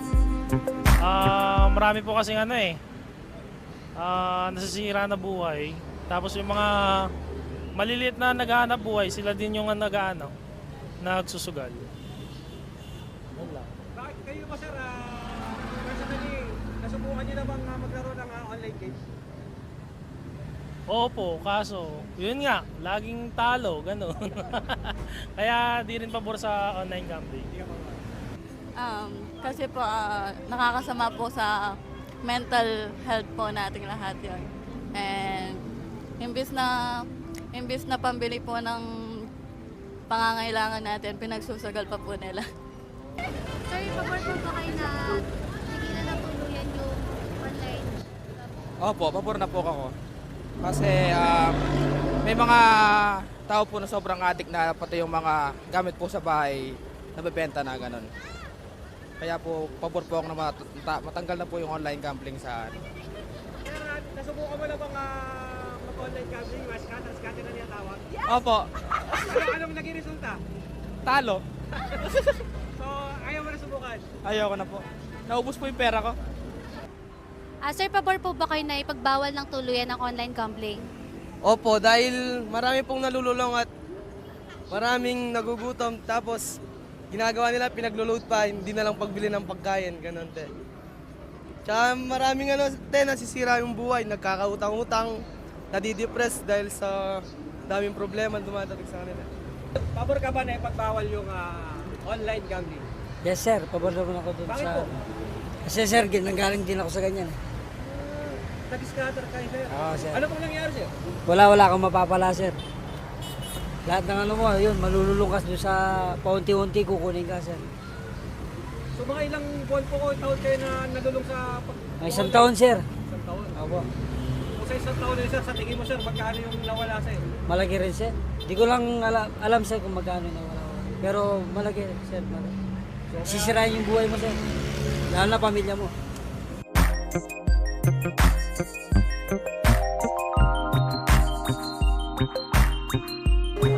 Sir, ano masasabi nyo na may pulse at kinukuha yung pulse ninyo with regards to PhilHealth programs? Ang maganda dito, nakukuha ang pulso nga. Sabi mo nga, nakukuha ang pulso ng timing kasi hindi na lang galing ang policy sa taas, nanggagaling din sa policy sa ibaba. Then magmimix yun, then we can make progress regarding the delivery of system regarding PhilHealth. Especially mga benefits, binibigay ng PhilHealth, pero dapat malaman nila ano ba kailangan ng tao para ma-address yung problem regarding yung mga benepisyo ng tao regarding hospitalization. Okay. Ngayon naman, gaano po ito ngayon makakatulong sa hanay po ninyo sa private sector? Kasi usually pag government to government, madali lang eh. Tapos minsan magkakaproblema sa bayarin, sa mga claims. How does it help naman po sa inyong hanay naman ngayon? Nakakatuto, sabi nga kanina, yung turnaround time, iba sa nila, mabilis. At least, actually, nakita ko nga yun, when I do my private practice, dati mabagal ang bayan. It takes 6 months to 1 year, pero ngayon, hindi ko man masasabi 14 days. Usually, mag-takes mga 1 to 2 months, mabilis yung pagbabayad sa mga hospital, number 1. Number 2, sa mga claims sa mga doktor. Ang ganda. Especially mga benepisyo na di-deliver properly sa ating mga pasyente. And with that, nag-improve na po. Nag-improve ng PhilHealth compared sa mga years before. Yes, malaki ang improvement. Big leap na namin, maganda pagka-jump nila. Especially with the new system na ginagawa ng PhilHealth. Number 1, digitalization. Number 2, tumaas yung case rate nila talaga. Example, nakita namin na I think sa silent section nakita ko, 20,000 ngayon, 30,000 ang benefits nila. Pangalawa, yung emergency hospitalization. Malaki na ko ang benefits yun. Yun lang po, Doc. Salamat Thank po. you. Doc, ano po yung grupo natin? Pampanga Medical Society. Pampanga Medical Society. Itong kumbaga programa, yung PULSE, yung PhilHealth po. Ano po ito? Anong pinaka-major objective po nito? Napakahalaga yung ganitong event, no, dahil we're putting all important individuals who have have a role in promoting universal healthcare in our country. This is a game changer, no, because crucial ang roles, no, ng bawat imbitadong nandito, and we are proud to put them together in one place to share their insights. How do they feel about the journey towards achieving kalusugang pangkalahatan para sa lahat? And dito tinalakay po natin ang iba't ibang mga topics po, and of course yung mga concern na pangkalusugan. At totoo po yun, may mga in-invite tayong mga expert, no, mga partners natin sa pag-provide ng health services, lalong-lalo na ang mga local chief executives, yung mga hospital administrators, kumpleto lahat, nandito lahat ngayong araw na ito ang mga provincial health officers sa 7 provinces in Central Luzon. We also have participants coming from the different sectors of the society, like Pampanga Chamber of Commerce and Industry, academe, no, mga universities nandito because ang mga universities ngayon, we are accrediting their school clinics, no. Meron naman silang mga doktor, mga nurses. We are accrediting their school clinics for consulta to make sure that their students, their faculties, no, their health are protected, no, basically on the primary care program. What is the pinaka-resulta gusto nung mangyari?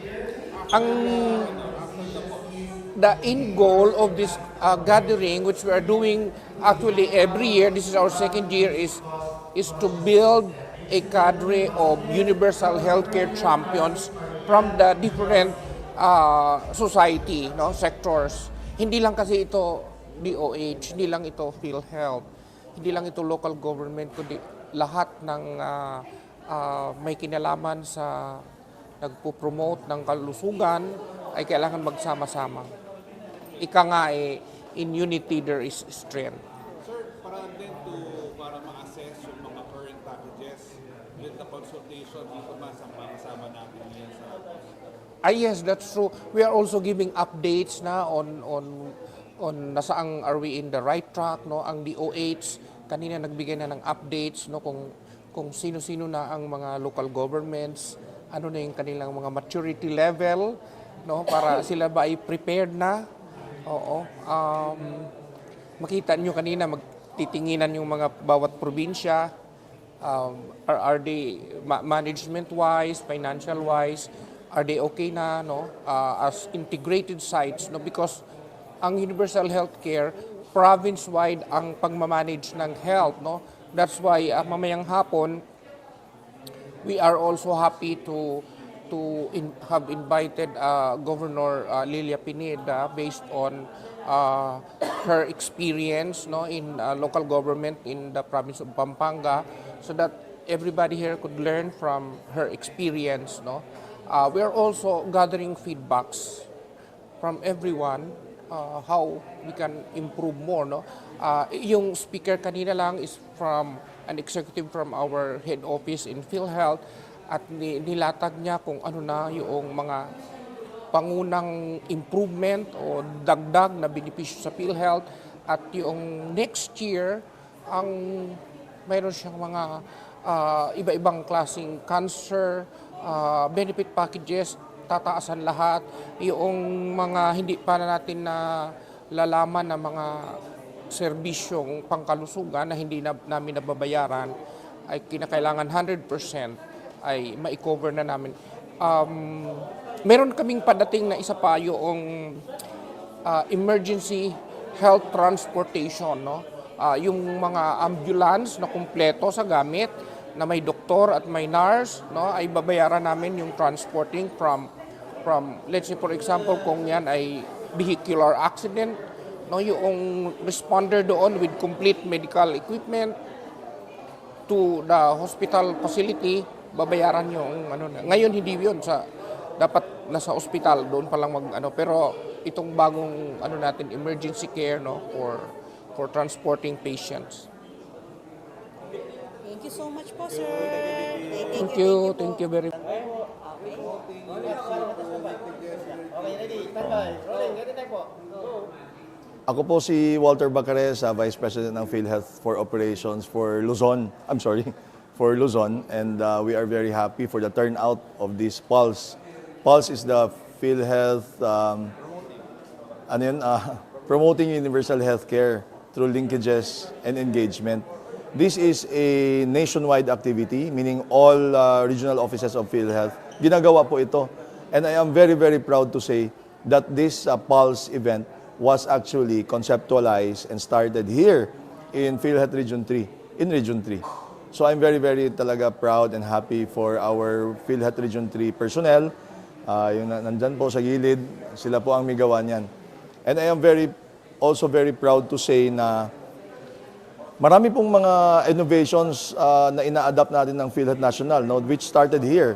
One of which is the Oplan ER or Engagement and Reconciliation. Ito yung dati kasi sinasabi nga ni Dr. Sid ngayon that before the relationship of PhilHealth and the hospitals are adversarial. Ibig sabihin magkalaban.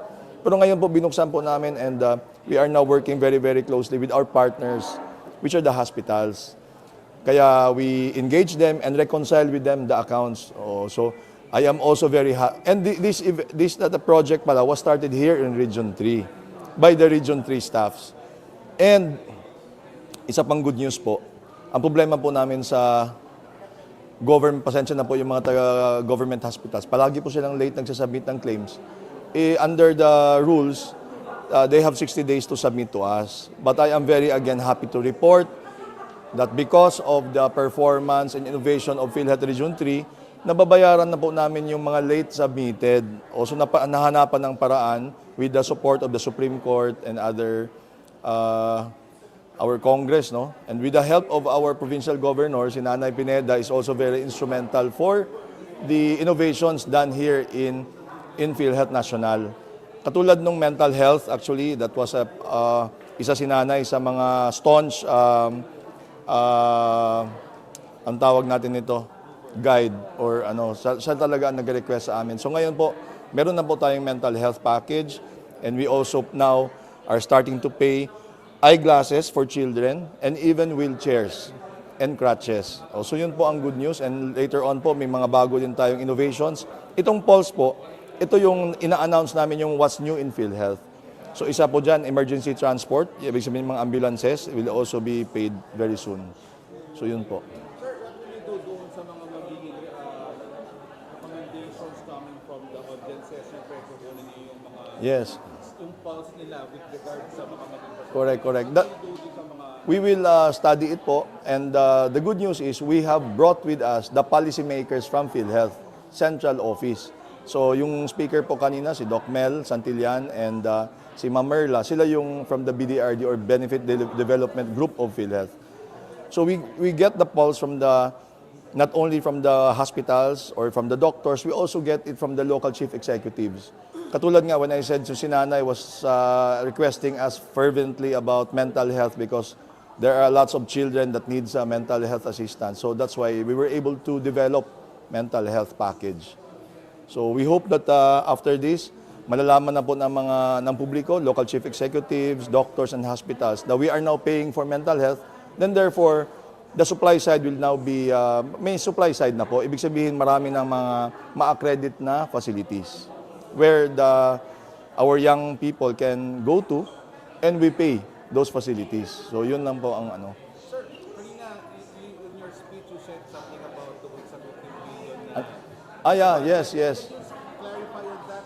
Well, Is this for Region 3 lang or for the no, for the entire country po, it's in the news, diba, that the national government asked PhilHealth to return about 60 billion to the national government. But let me assure the public that the removal of the 60 billion does not have any effect on our financial standing. In fact, the order of the President of the Philippines, President Bongbong Marcos, is for PhilHealth to continue increasing the benefit packages. Thus, we are now announcing those increases despite of the 60 billion. Also, kasi we admit that we have, as I have said kanina, we are in the pink of health. Your PhilHealth is one of the most liquid government corporation in the country today. So we have enough funds to pay all claims. We have Ang instruction po ng mahal nating Presidente, Bongbong Marcos, is to keep on increasing and in fact to make payment of hospitals from 24 days to even faster to 7 days. So hanahanapan po namin ng paraan kung paano gawin yan. Sir, with regards sa hospitals, dito sa lugar natin, wala tayong utang yung PhilHealth, wala sila. Opo. In fact, we are monitoring all payments of all regions. National figure means 24 days po ang turnaround time and about 96% of claims are paid in 24 days. And I am happy to report na for Region 3, Central Luzon, ang turnaround time po dito is 14 days. So binabantayan po namin yan because we understand na we need to keep the hospitals moving and yung financial lifeblood of the hospitals must be constantly moving. Ibig sabihin, money from PhilHealth should be there in the hospitals para makabili sila ng mga gamot, masweldohan yung mga medtechs, nurses, and other personnel in the hospitals, and makabili sila ng medisina. So yun po. Sir, sa pagbukas po ng bagong kongreso, meron po ba kayo inaasahan na bagong pulisiya sa bagong kongreso? At ano po inaasahan yung mga pronouncement ng ating presidente sa kanyang padating na SONA? I hope that the recent increases of PhilHealth, we actually doubled the benefits of PhilHealth compared to 2023 prices. So twice po tayo nag-increase, no? In 2024 December, we increased it by 50% and February 2024 30%. That's a total aggregate total of 98%. Ibig sabihin doble. And I hope the President will announce that in his SONA. And of course, maglo-launch po tayo ng PhilHealth gamot, yung libreng gamot na po, and konsulta also will be announced, I hope will be announced by the President. So yun po. I would not like to preempt the President for his announcements, but of course, all agencies are hoping that they will be recognized by the President for their good works. And I really hope that PhilHealth is worthy to be mentioned by the President. Last na lang po sa akin, message po sa mga viewers natin na all will be taken care of by PhilHealth sa mga hospitals. At kung mayroong magka-problema, punta lang sila sa PhilHealth. Opo. So my message to the public, no, for our healthcare institutions and professionals, pag may problema po sa claim, sa bayad, turnaround time, please do not hesitate to approach your nearest PhilHealth office or the regional office of PhilHealth. Alam niyo na po nila yan because we have been constantly engaging and reconciling with them. And sa publiko po, lalo na sa ating mga kabataan, meron na pong PhilHealth konsulta, magpatingin na po at magpakonsulta. Lahat na po ng Pilipino should have, dapat magpatingin sa doktor, sa nearest RHUs or government clinics and all accredited konsulta providers. So yun po ang sekreto, dapat habang wala pa tayong sakit, magpatingin na po sa doktor natin. Libre naman po yan, wala pong bayad. Ang PhilHealth lang po nagbabayad para dyan. Thank you so much po, Sir Walter. Thank you.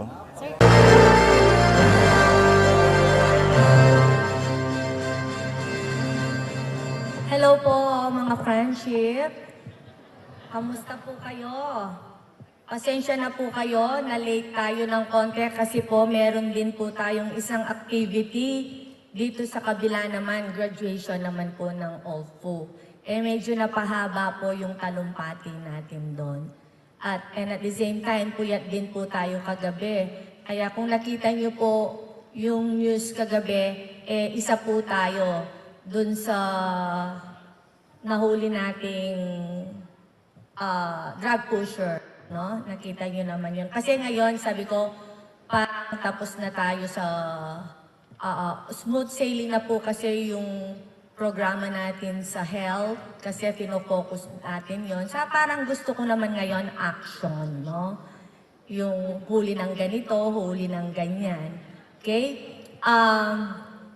Sorry po ulit, no? At saka kasi pag medyo tumatanda ka na, yung hot flashes, sino pong nakakaranas ng hot flashes? Yung magigising ka alas 2 ng madaling araw, pawis na pawis ka, hindi ka na makakatulog, tapos makakatulog ka pa lang mga 5 a.m. Kaya hirap gumising ng maaga. Kaya kailangan gumising ng maaga dahil po marami tayong trabaho. Ewan ko ba, araw-araw naman po akong nasa opisina para matapos yung mga gawain at trabaho. Pero araw-araw parang mas dumadami po yung trabaho. Anyway, magandang morning po sa inyong lahat. Alam niyo po, sa lahat ng adhikain natin para sa lungsod, isa talaga po ang pinaka-importante para sa akin, ang kalusugan. Kaya po hindi nagkataon na ang universal healthcare ang number 1 sa ating 10-point executive agenda. Dahil para sa akin po, ang pinakamahalagang yaman ng bawat pamilya ay ang kanilang kalusugan. Kapag malusog ang Fernandino, syempre, mas masaya ang tahanan. Mas produktibo ang komunidad at mas maayos ang buong syudad. Kaya't ngayon pong unang 100 days, katuwang ang PhilHealth, ginagawa po natin ang mga proyektong tunay na ramdam sa bawat barangay. PhilHealth registration drive sa mga barangay para lahat ay covered, walang maiiwan. Kayabeng Infirmary, bukas 24/7, handang tumugon anumang oras. Kayabe Meds on Wheels, kami na po ang lalapit sa inyo para maghatid ng serbisyong medikal at gamot. PhilHealth Health Desk para may malapitan kayong gabay sa inyong mga benepisyo at katanungan. At ito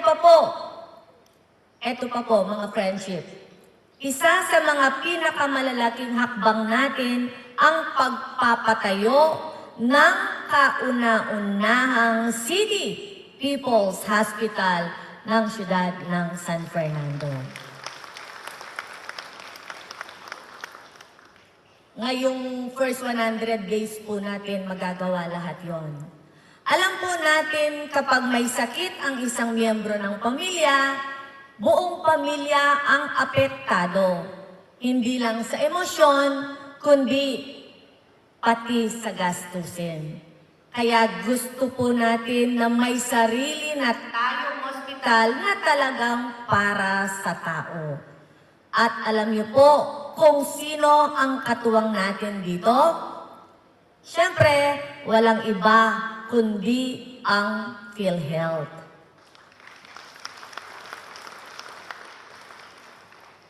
Dahil gusto po natin pagpasok mo sa ospital, may sagot ka agad. May benepisyo, may tulong, may maaasahan, hindi ka nag-iisa. Modernong kagamitan, maayos na serbisyo, at higit sa lahat, malasakit na totoo. Hindi na kailangang bumiyahe sa malayo. Nandito na ang pag-asa sa puso ng ating lungsod. Mga friendship, unti-unti na po nating natutupad ang pangarap natin, kalusugan para sa lahat. At sa tulong ng PhilHealth at ng ating health workers at ng inyong tiwala, ang pangarap na yan ay nagiging realidad. Mula po sa puso, maraming salamat PhilHealth. Maraming salamat mga Fernandino. Kaya mabuhay po ang PhilHealth, mabuhay ang ating lungsod, mabuhay ang bawat pamilyang Fernandino. At syempre, mabuhay po tayong lahat. At syempre po, mga friendship, hanggang ako po ang nanay ng syudad, hanggang ako po ang mayor ninyo, hanggat ako po ang driver ninyo, ali kayo ni Pabrens, kasi kaluguran na kayo, dahil Fernandino ka, kayabe ka. Dakal pong salamat. Thank you very much po, Mayor Vilma Bitaluan, sa inyong suporta, lalong-lalo na sa Talaga yung lugar na yun, kailangan talaga may stoplight, may alert na bago ka malayo, bago ka pa sumuong doon, mag-minor ka na. Ano na yung mga intervention? At ano yung personal experience mo din doon sa area na yun? Ako, sa totoo lang po, before ako pumasok, campaign yun, o before campaign pa, naka-experience ako talaga dyan na muntikan akong mabangga. Palabas ako ng Santo Tomas, pa-left ako, pa-uwi dito sa bahay. Muntikan din ako magbangga.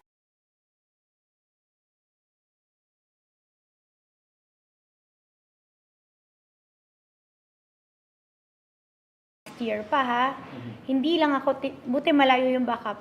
Yung backup ko ang tinamaan nila. Nakahinto ako, pa-left ako sa bahay namin, facing Bataan din. So sabi ko, talagang mga motorista, pag nasa highway, mabilis eh. Diba? Kasi isip nila, wala masyado to, diretso. Kaya naman yun, nangyari yan na pinalagyan ko ng barrier yan sa Tomas na yan before. So, after nung mga incidents dyan, nasabi ko na yan, dahil na-experience ko ngayon, nasabi ko, that was 2020, if I'm not mistaken. Nakausap ko pa si Engineer Odea, January of 2020. Nung nangyaring merong aksidente dito sa San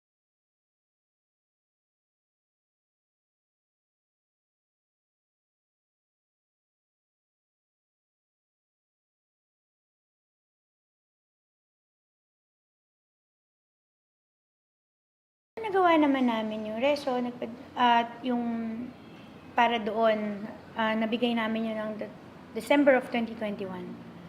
So ako, on our part, syempre, magpa-follow up lang ako kasi malaki yung halaga. That time, alam ko parang 7 to 8 million yung halaga. So sabi ko, hindi kaya yan ng LGU. So, ako, habang taon-taon nagpa-follow up ako, so kami,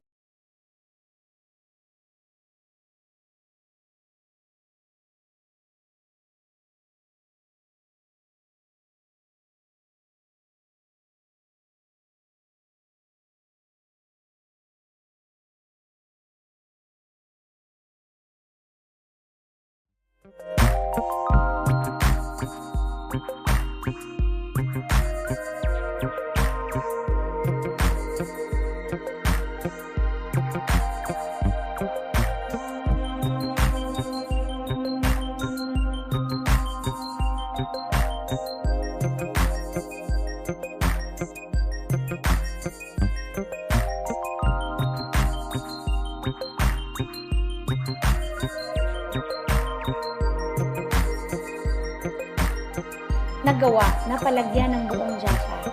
Stretch, Jasa namin is almost 17 kilometers. So yan, nasa almost 12 million galing sa pondo ng munisipyo. Na hindi dapat kami, di ba? Pero ito, merong pondo. So sabi ko, bakit hindi ko gagamitin para naman sa ikabubuti, di ba? Dito sa bayan ko. So yun yung ginawa namin. At ito ngayon nagpasok-pasokan, nagpalagay ako ulit. Although nag-fade na yung iba, sa mga pedestrians, lalo na sa mga harap ng mga schools dito along Jasa at meron ding certain na intersections, pinaano ko yung mga pedestrian lane para at least kasi pasukan, so kailangan yan. Tapos nagpalagay din kami ng mga CCTV. Before to, first term ko, doon namin pinalagay ang CCTV all over sa intersections din ng Jasa. Pero syempre malaking bagay din to, malaking tulong ito, di ba? Lahat, sa lahat. So ito yung mga efforts na ginagawa namin at pati sa ordinansa. Meron kami na kung ilang kilometers lang talaga dapat pag motorcycle or tricycle o mga private cars at iba rin naman pagdating sa mga trucks. So iba-iba yon. Binaba namin doon sa nire-require ng national. So ito yung mga effort na ginagawa namin. At meron pa rin ako talaga na isa naman, merong parang breath analyzer para to check kung nakainom nga ba ang isang motorista, ang isang driver. So yan yung gagawin namin, yan yung ipoprocure namin para at least lahat ng accidents or every accidents ma-check kung nakainom nga ba itong mga motorista na to. Kasi maraming cause ng na-aksidente sila, even self-accident is nakainom.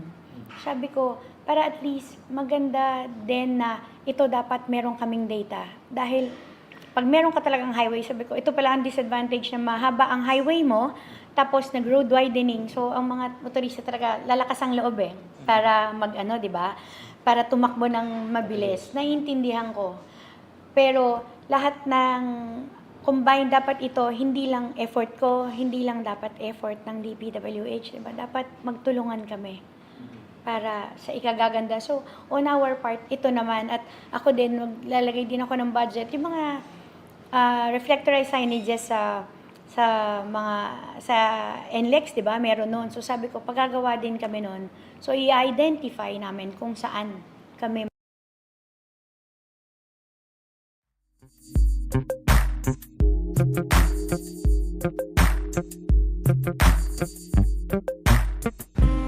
Hindi po. Marami po kasi nasisira na buhay. Tapos yung mga maliliit na naghahanap buhay, sila din yung nagsusugal. Bakit kayo ba, sir, personally, nasubukan niyo na bang maglaro ng online games? Opo, kaso, yun nga, laging talo, gano'n. Kaya di rin pabor sa online gambling. Kasi po, nakakasama po sa mental health po nating lahat yon. And imbis na pambili po ng pangangailangan natin, pinagsusugal pa po nila. Sir, pabor po ba kayo na tigilan na tuluyan yung online? Opo, pabor na po ako. Kasi may mga tao po na sobrang addict na pati yung mga gamit po sa bahay nabebenta na ganun. Kaya po, pabor po ako na matanggal na po yung online gambling sa ano. Sir, nasubukan mo na bang mag-online gambling? Scatter na niya tawag? Opo. Anong naging resulta? Talo. So, ayaw mo na subukan? Ayoko na po. Naubos po yung pera ko. Sir, pabor po ba kayo na ipagbawal ng tuluyan ng online gambling? Opo, dahil marami pong nalululong at maraming nagugutom, tapos ginagawa nila, pinaglo-load pa, hindi na lang pagbili ng pagkain, ganun te. Tsaka maraming nasisira yung buhay, nagkakautang-utang, nadidepress dahil sa daming problema dumadating sa kanila. Pabor ka ba na ipagbawal yung online gambling? Yes sir, pabor naman ako dun Bakit sa... po? Kasi sir, nanggaling din ako sa ganyan. Nag-scatter kayo, sir. Oo, sir. Ano pong nangyari, sir? Wala kang mapapala sir. Lahat ng ano mo, yun, malululukas doon sa paunti-unti kukunin ka sir. So mga ilang buwan po taon kayo na nalulong sa... Ang isang taon sir. Isang taon? Opo. Kung sa isang taon na sir, sa tingin mo sir, magkano yung nawala sa'yo? Malaki rin sir. Di ko lang alam sir kung magkano na wala. Pero malaki sir, malaki. Sisirain yung buhay mo sir. Lalo na pamilya mo.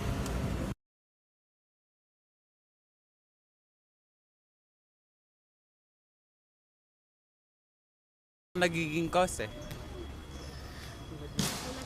Ano po, yung iba po umuutang po para sumugal lang po, tapos nagagamit po nila yung funds po na pwedeng gamitin pang aral or sa trabaho na po nila. Savings. Sir, sang-ayon ka ba na mapapatupad ang total ban sa online gambling? Yes, 100% ma'am. Bakit po, sir? Napagdaanan ko na rin kasi magsugal ma'am. Ano po yung naging experience nyo po? Wala ka mapapala sa sugal ma'am. Bakit po wala po tayo mapapala, sir? Addiction lang talaga siya, para libangan, kaso yung iba ginagawa talaga. Para kala nila kikita sila pero hindi man. Ang total ban sa online gambling? Yes po, kasi po may marami pong mga kabataan ang nai-impluwensya sa mga gambling kasi dapat po unahin muna po nila ang pag-aaral nila. Sa online gambling? Opo, kasi madami pong pamilya yung apektuhan kasi po imbis na ipakain, pinanggagambling.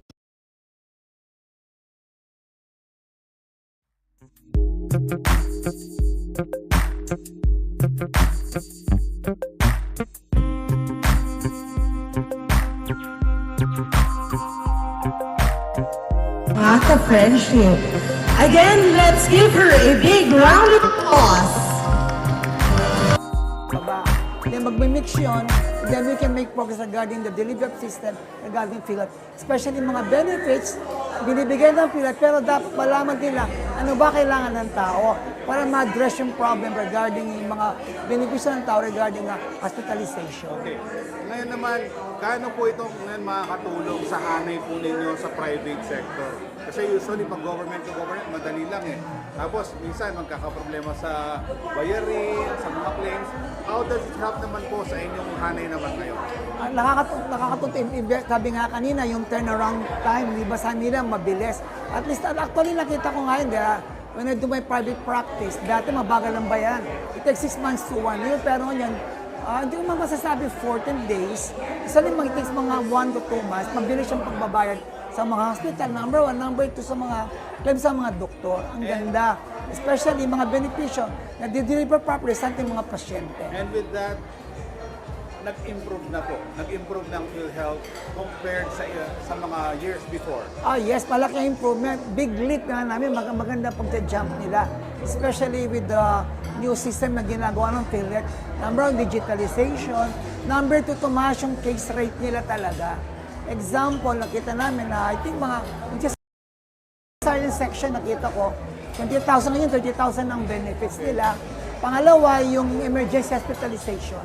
Malaki na po ang benefits yun. Yun lang po, Doc. Salamat Thank po. you. Doc, ano po yung grupo natin? Pampanga Medical Society. Pampanga Medical Society. Itong, kumbaga, programa, yung PULSE, yung PhilHealth po, paano po ito? Anong pinaka-major objective po nito? Napakahalaga yung ganitong event, no, dahil we're putting all important individuals who have a role in promoting universal healthcare in our country.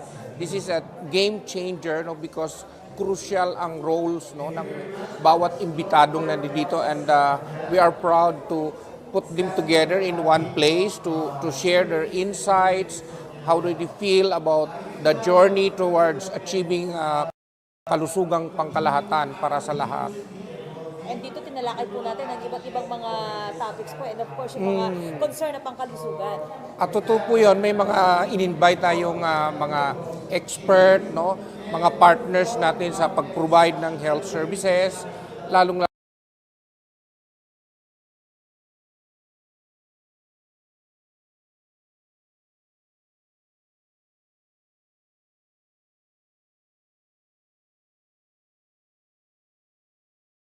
school clinics, no? Meron naman silang mga doktor, mga nurses. We are accrediting their school clinics for consulta to make sure that their students, their faculties, no, their health are protected, no? Basically on the primary care program. What is the pinaka-resultang gusto nung mangyari? The end goal of this gathering, which we are doing actually every year, this is our second year, is to build a cadre of universal healthcare champions from the different society, no, sectors. Hindi lang kasi ito DOH, hindi lang ito PhilHealth, hindi lang ito local government, kundi lahat ng may kinalaman sa nagpo-promote ng kalusugan ay kailangan magsama-sama. Ika nga in unity there is strength. Sir, para ma-assess yung mga current packages with the consultation dito ba sa kasama natin ngayon sa... Yes, that's true. We are also giving updates na on nasaang are we in the right track, no? Ang DOH kanina nagbigay na ng updates, no, kung sino-sino na ang mga local governments, ano na yung kanilang mga maturity level, no, para sila ba ay prepared na. Oo. Makita nyo kanina, magtitinginan yung mga bawat probinsya. Are they management-wise, financial-wise, are they okay na, no, as integrated sites, no, because ang universal healthcare province-wide ang pagmamanage ng health, no. That's why mamayang hapon we are also happy to have invited Governor Lilia Pineda based on her experience, no, in local government in the province of Pampanga, so that everybody here could learn from her experience, no. We are also gathering feedbacks from everyone how we can improve more, no? Yung speaker kanina lang is from an executive from our head office in PhilHealth at nilatag niya kung ano na yung mga pangunang improvement o dagdag na benepisyo sa PhilHealth at yung next year ang mayroon siyang mga iba-ibang klaseng cancer benefit packages, tataasan lahat. Yung mga hindi pa natin na lalaman na mga serbisyong pangkalusugan na hindi namin nababayaran ay kinakailangan 100% ay ma-cover na namin. Meron kaming padating na isa pa yung emergency health transportation, no? Yung mga ambulance na kumpleto sa gamit na may doktor at may nurse, no, ay babayaran namin yung transporting from let's say for example kung yan ay vehicular accident, no, yung responder doon with complete medical equipment to the hospital facility, babayaran yung ano na. Ngayon hindi yun dapat nasa ospital doon pa lang pero itong bagong natin emergency care, no, for transporting patients. Thank you so much po, sir. Thank you very much.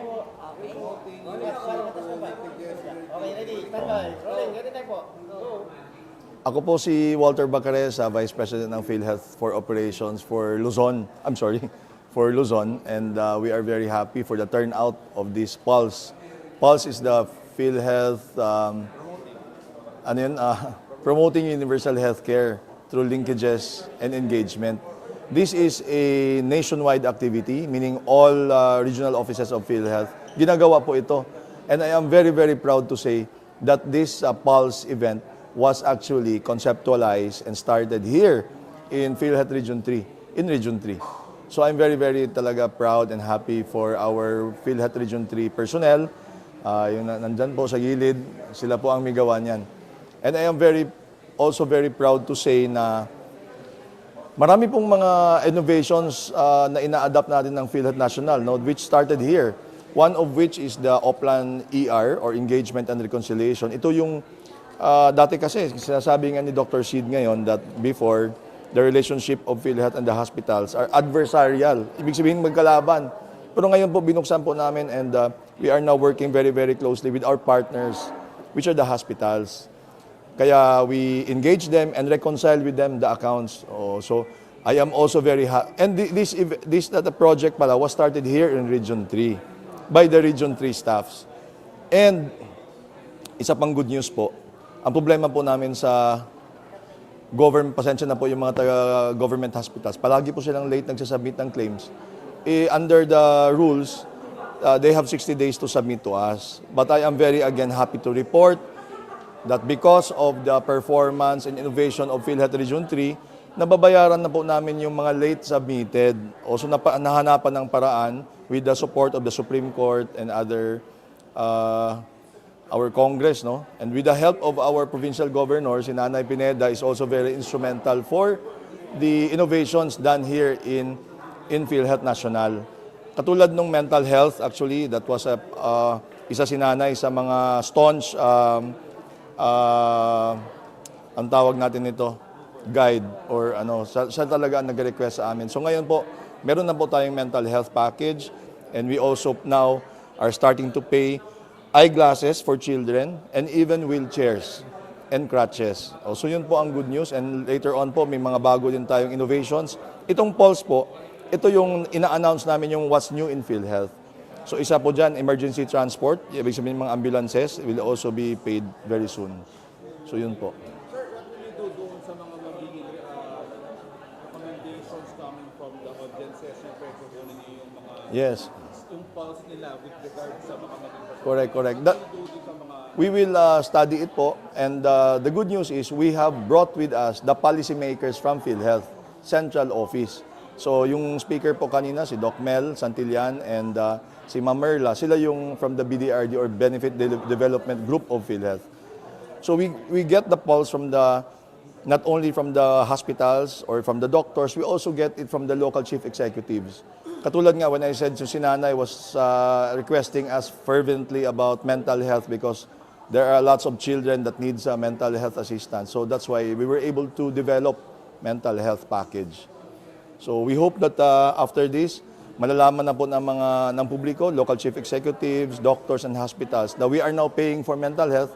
Then therefore, the supply side will now be, may supply side na po. Ibig sabihin, marami ng mga ma-accredit na facilities where our young people can go to and we pay those facilities. So yun lang po ang ano. Sir, kanina in your speech you said something about the 15 billion na... Yes. Clarify on that.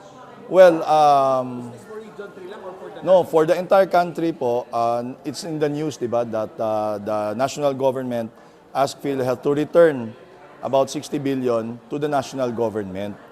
But let me assure the public that the removal of the 60 billion does not have any effect on our financial standing. In fact, the order of the President of the Philippines, President Bongbong Marcos, is for PhilHealth to continue increasing the benefit packages. Thus, we are now announcing those increases despite of the 60 billion. Also, kasi we admit that we have, as I have said kanina, we are in the pink of health. Your PhilHealth is one of the most liquid government corporation in the country today.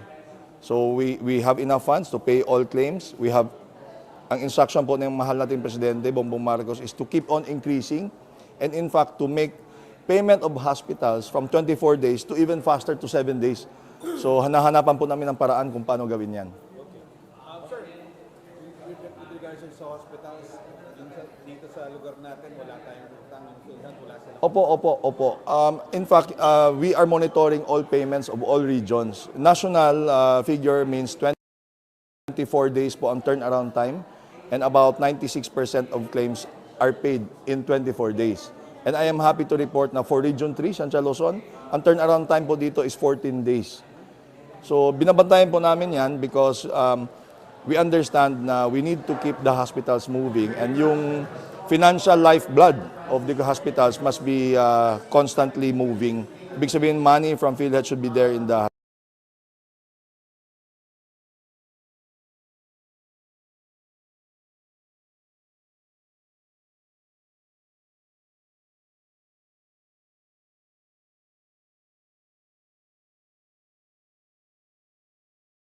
hospitals para makabili sila ng mga gamot, masweldohan yung mga medtechs, nurses, and other personnel in the hospitals, and makabili sila ng medisina. So yun po. Sir, sa pagbukas po ng bagong kongreso, meron po ba kayo inaasahan na bagong pulisiya sa bagong kongreso? At ano po inaasahan yung mga pronouncement ng ating presidente sa kanyang padating na SONA? I hope that the recent increases of PhilHealth, we actually doubled the benefits of PhilHealth compared to 2023 prices. So twice po tayo nag-increase, no? In 2024,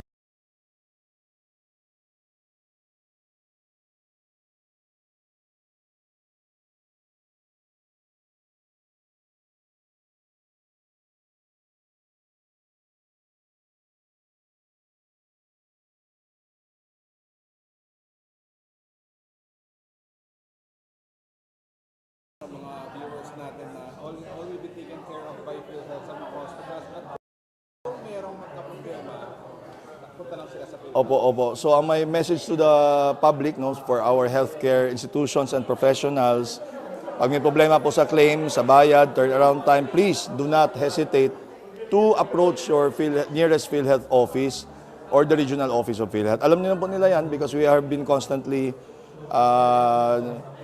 engaging and reconciling with them. And sa mga sa publiko po, lalo na sa ating mga kabataan, meron na pong PhilHealth konsulta, magpatingin na po at magpakonsulta. Lahat na po ng Pilipino should have, dapat magpatingin sa doktor, sa nearest RHUs or government clinics and all accredited consulta providers.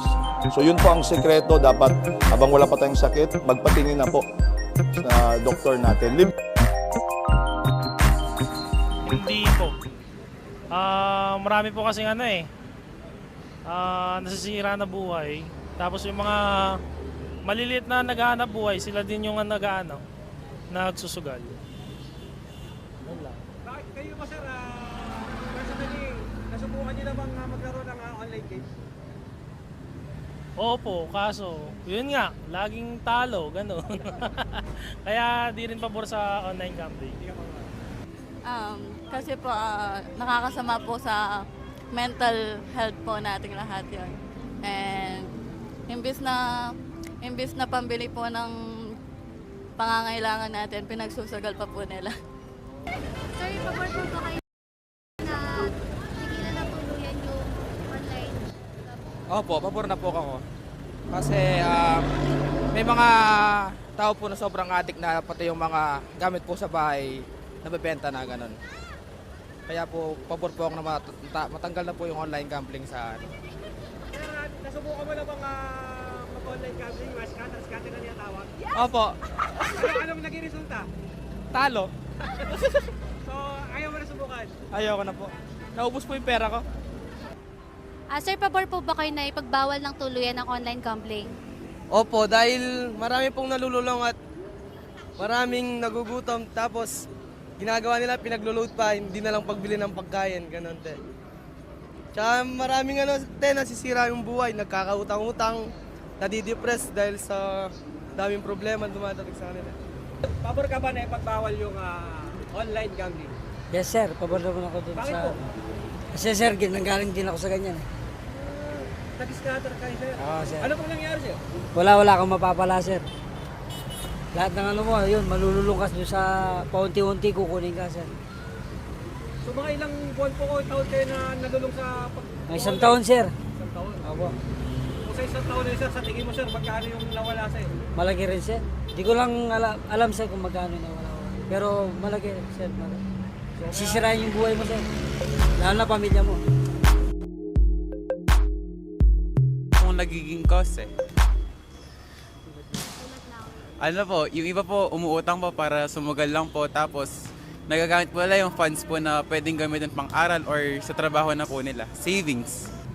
Sir, sang-ayon ka ba na mapapatupad ang total ban sa online gambling? Yes, 100% ma'am. Bakit po, sir? Napagdaanan ko na rin kasi magsugal ma'am. Ano po yung naging experience nyo po? Wala ka mapapala sa sugal ma'am. Bakit po wala po tayo mapapala, sir? Addiction lang talaga siya, para libangan, kaso yung iba ginagawa talaga. Para kala nila kikita sila pero hindi man. Ang total ban sa online gambling?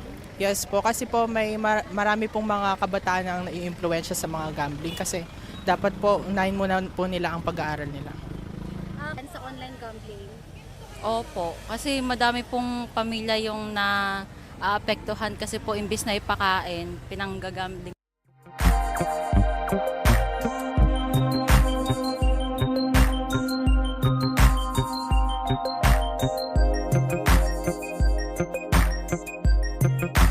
Handa po is boots or mga waterproof po na sapatos para hindi po ng sakit, especially po less to pyrosis sa mga baha po na lugar. Kailangan may nakaipon ka kahit paano para kahit hindi ka makapagtinda, meron kang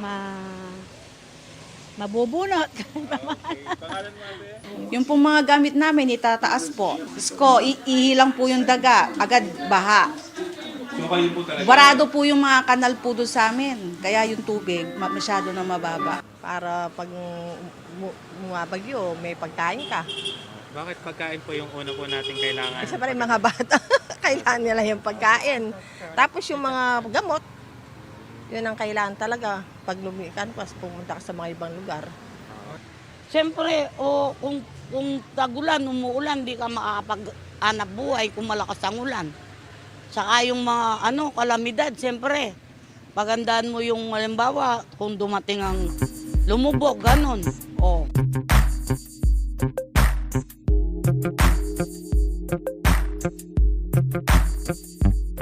Gusto kong marinig yung doon sa mga magsasaka sir, kung anong kursa niya sa mga magsasaka. Ganun lang, sa peace and order natin sa Pilipinas. Sana maraming maraming hindi magandang nangyayari eh. Ano yung sana sa zona? Ano yung gusto mo marinig, sir? Mabigyan ng break ang mga mahirap, kung anong may tutulong sa aming mahirap. Ginoong Pangulo, Kung pwede lang po, ano man ang programang ginagawa ninyo para sa amin, pakiis lang kaming mga mahirap. Salamat po. Okay, pangalan niyo po. Sana may mabanggit sa mga nagtatricycle. Si Press. Ano po ma'am, yung libre pong ano, na sa libreng ano po. Wala pong bayad yung mga, po, libre po yung tuition fee. Siguro sa health issue kasi nagdadialysis to eh. So gusto ko sana yung lalo na sa transplant. Sana magkaroon ng mapababa yung bayad, ganyan kasi marami kaming kasamang mga nagdadialysis eh. So lahat 'yon gusto rin na magkaroon ng another life siguro na hindi na nagdadialysis. So yung wish namin is mapababa yung or magkaroon din sana ng libre, ganon, sa transplant. Yun, ganon. Sa health kasi, yung asawa ko nga nagdadialysis. Siguro kung may changes sa Pilipinas or yung mga projects niya. Kung meron man. Yan lang. Ako kasi pro-pura ko eh. Sana may mga changes pa rin sa mga kababayan. Prepared a very short speech because I want to come prepared and ready because I know today is a very eventful and unforgettable event for JBL. No, so let me read my speech to everyone. Of course, I would like to give acknowledgement to our good Secretary Ted Herbosa. Palakpakan naman po natin ang ating mabuting Secretary. Of course, together with our Secretary is the DOH family. Thank you very much for coming, for gracing this event. My co-workers in public service, the board members, Governor, Vice Governor, our provincial provincial director for all hospitals, JBL family, medical and non-medical staff. Thank you very much and congratulations for this momentous event. Palakpakan natin ang JBL. Unang-una, maraming salamat kay Dr. Montserrat Chuchoco, our director of JBL, my dear friend and longtime colleague in public service. Thank you for this kind invitation. With her at the helm of this hospital, I am confident that this new facility is in very capable hands. It is a privilege to stand before you today to celebrate another milestone. JBL-MGH is truly one of the premier government hospitals in the Philippines. I am proud to say that. And this new Advanced Comprehensive Center for Orthopedic Care and Basic Comprehensive Center for Trauma and Burns building is proof of your continued excellence. Congratulations. Malaki ang pangangailangan sa specialist orthopedic services ng ating rehiyon, Region 3.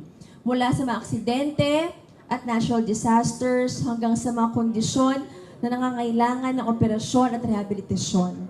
Kaya't napakahalaga ng pasilidad na ito para sa mas mabilis at mas epektibong serbisyo.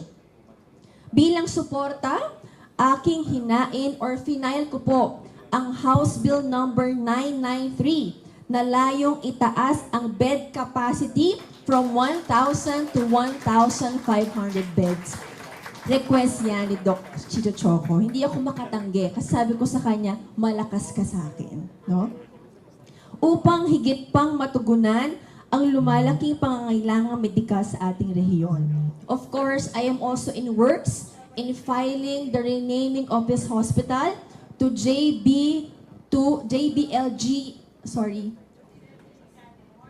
to Medical Center. No, yun ang ating wish ng ating director. So, you are at good hands. I will take care of you sa aking pamumunuan bilang congresswoman niyo po. Aking pong bibigang pansin ang request ng ating medical director, 1,000 beds to 1,500 and renaming this facility to Medical Center. No? We are also fortunate to have the strong and clear vision of our President, President Ferdinand Bongbong Marcos Jr., in championing Universal Healthcare Center through our Secretary Ted Herbosa. Sa ilalim ng kanyang bagong Pilipinas agenda, unti-unti nating natutupad ang pangarap ng isang makatao, epektibo, at abot-kayang serbisyong medikal para sa lahat. I will continue to support you sa pondo, sa programa, at sa pagpapalawak po ng inyong serbisyo. My mission is to deliver quality medical services to the people remains firm and unwavering. You can count on me to further this commitment. And finally, taus-pusong pasasalamat sa ating mga ginagalang na medical frontliners, medical and non-medical staff. Dakala salamat kay sakripisyo niyo po kay Tipuking JBL. Kayo po ang tunay na bayani ng ating bayan. Saludo kami sa inyong dedikasyon at sakripisyo. Muli, congratulations, Jose B. Lingat Memorial General Hospital. Mabuhay po kayo at mabuhay ang bagong Pilipinas. Salamat.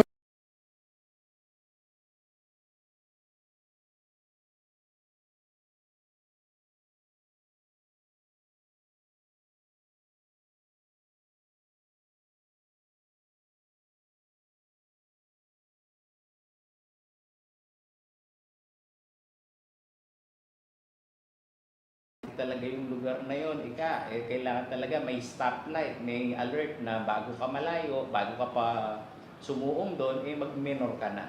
Ano na yung mga intervention at ano yung personal experience mo din doon sa area na yun? Ako, sa totoo lang po, before ako pumasok, campaign yun, o before campaign pa, naka-experience ako talaga dyan na muntikan akong mabangga. Palabas ako ng Santo Tomas, pa-left ako pa uwi dito sa bahay. Muntikan din ako magbangga dyan. Tapos, meron din naman isang incident na nandito na lang ako sa harap ng bahay namin along Jasa. Yung backup ko yung binunggo. Ang bibilis talaga ng mga sasakyan. Lalo na ngayon nagka-road widening. Pero nangyari yung akin last year pa ha. Hindi lang ako, buti malayo yung backup. Yung backup ko ang tinamaan nila. Nakahinto ako, paleft ako sa bahay namin, facing Bataan din. So sabi ko, talagang mga motorista, pag nasa highway, mabilis diba? Kasi isip nila, wala masyado to, diretso. Kaya naman yun, nangyari yan na pinalagyan ko ng barrier yan, Santo Tomas na yan before. So, after nung mga incidents dyan, nasabi ko na yan, dahil na-experience ko ngayon, nasabi ko, that was 2020, if I'm not mistaken. Nakausap ko pa si Engineer Odea, January of 2020. Nung nangyaring merong aksidente dito sa San Agustin. So verbally sinabi ko, nagre-request ako ng stoplight. Tapos, nakapag-follow up ako by 2021. October, nagpadala siya ng MOA na nagpapagawa ng resolution, siguro requirements for funding. So, nagawa naman namin yung reso, at yung para doon, nabigay namin yun ng December of 2021. So, ako on our part, syempre, magpa-follow up lang ako kasi malaki yung halaga. That time, alam ko parang 7 to 8 million yung halaga. So, sabi ko, hindi kaya yan ng LGU. So, ako, habang taon-taon nagpa-follow up ako, so meron kaming savings from disaster.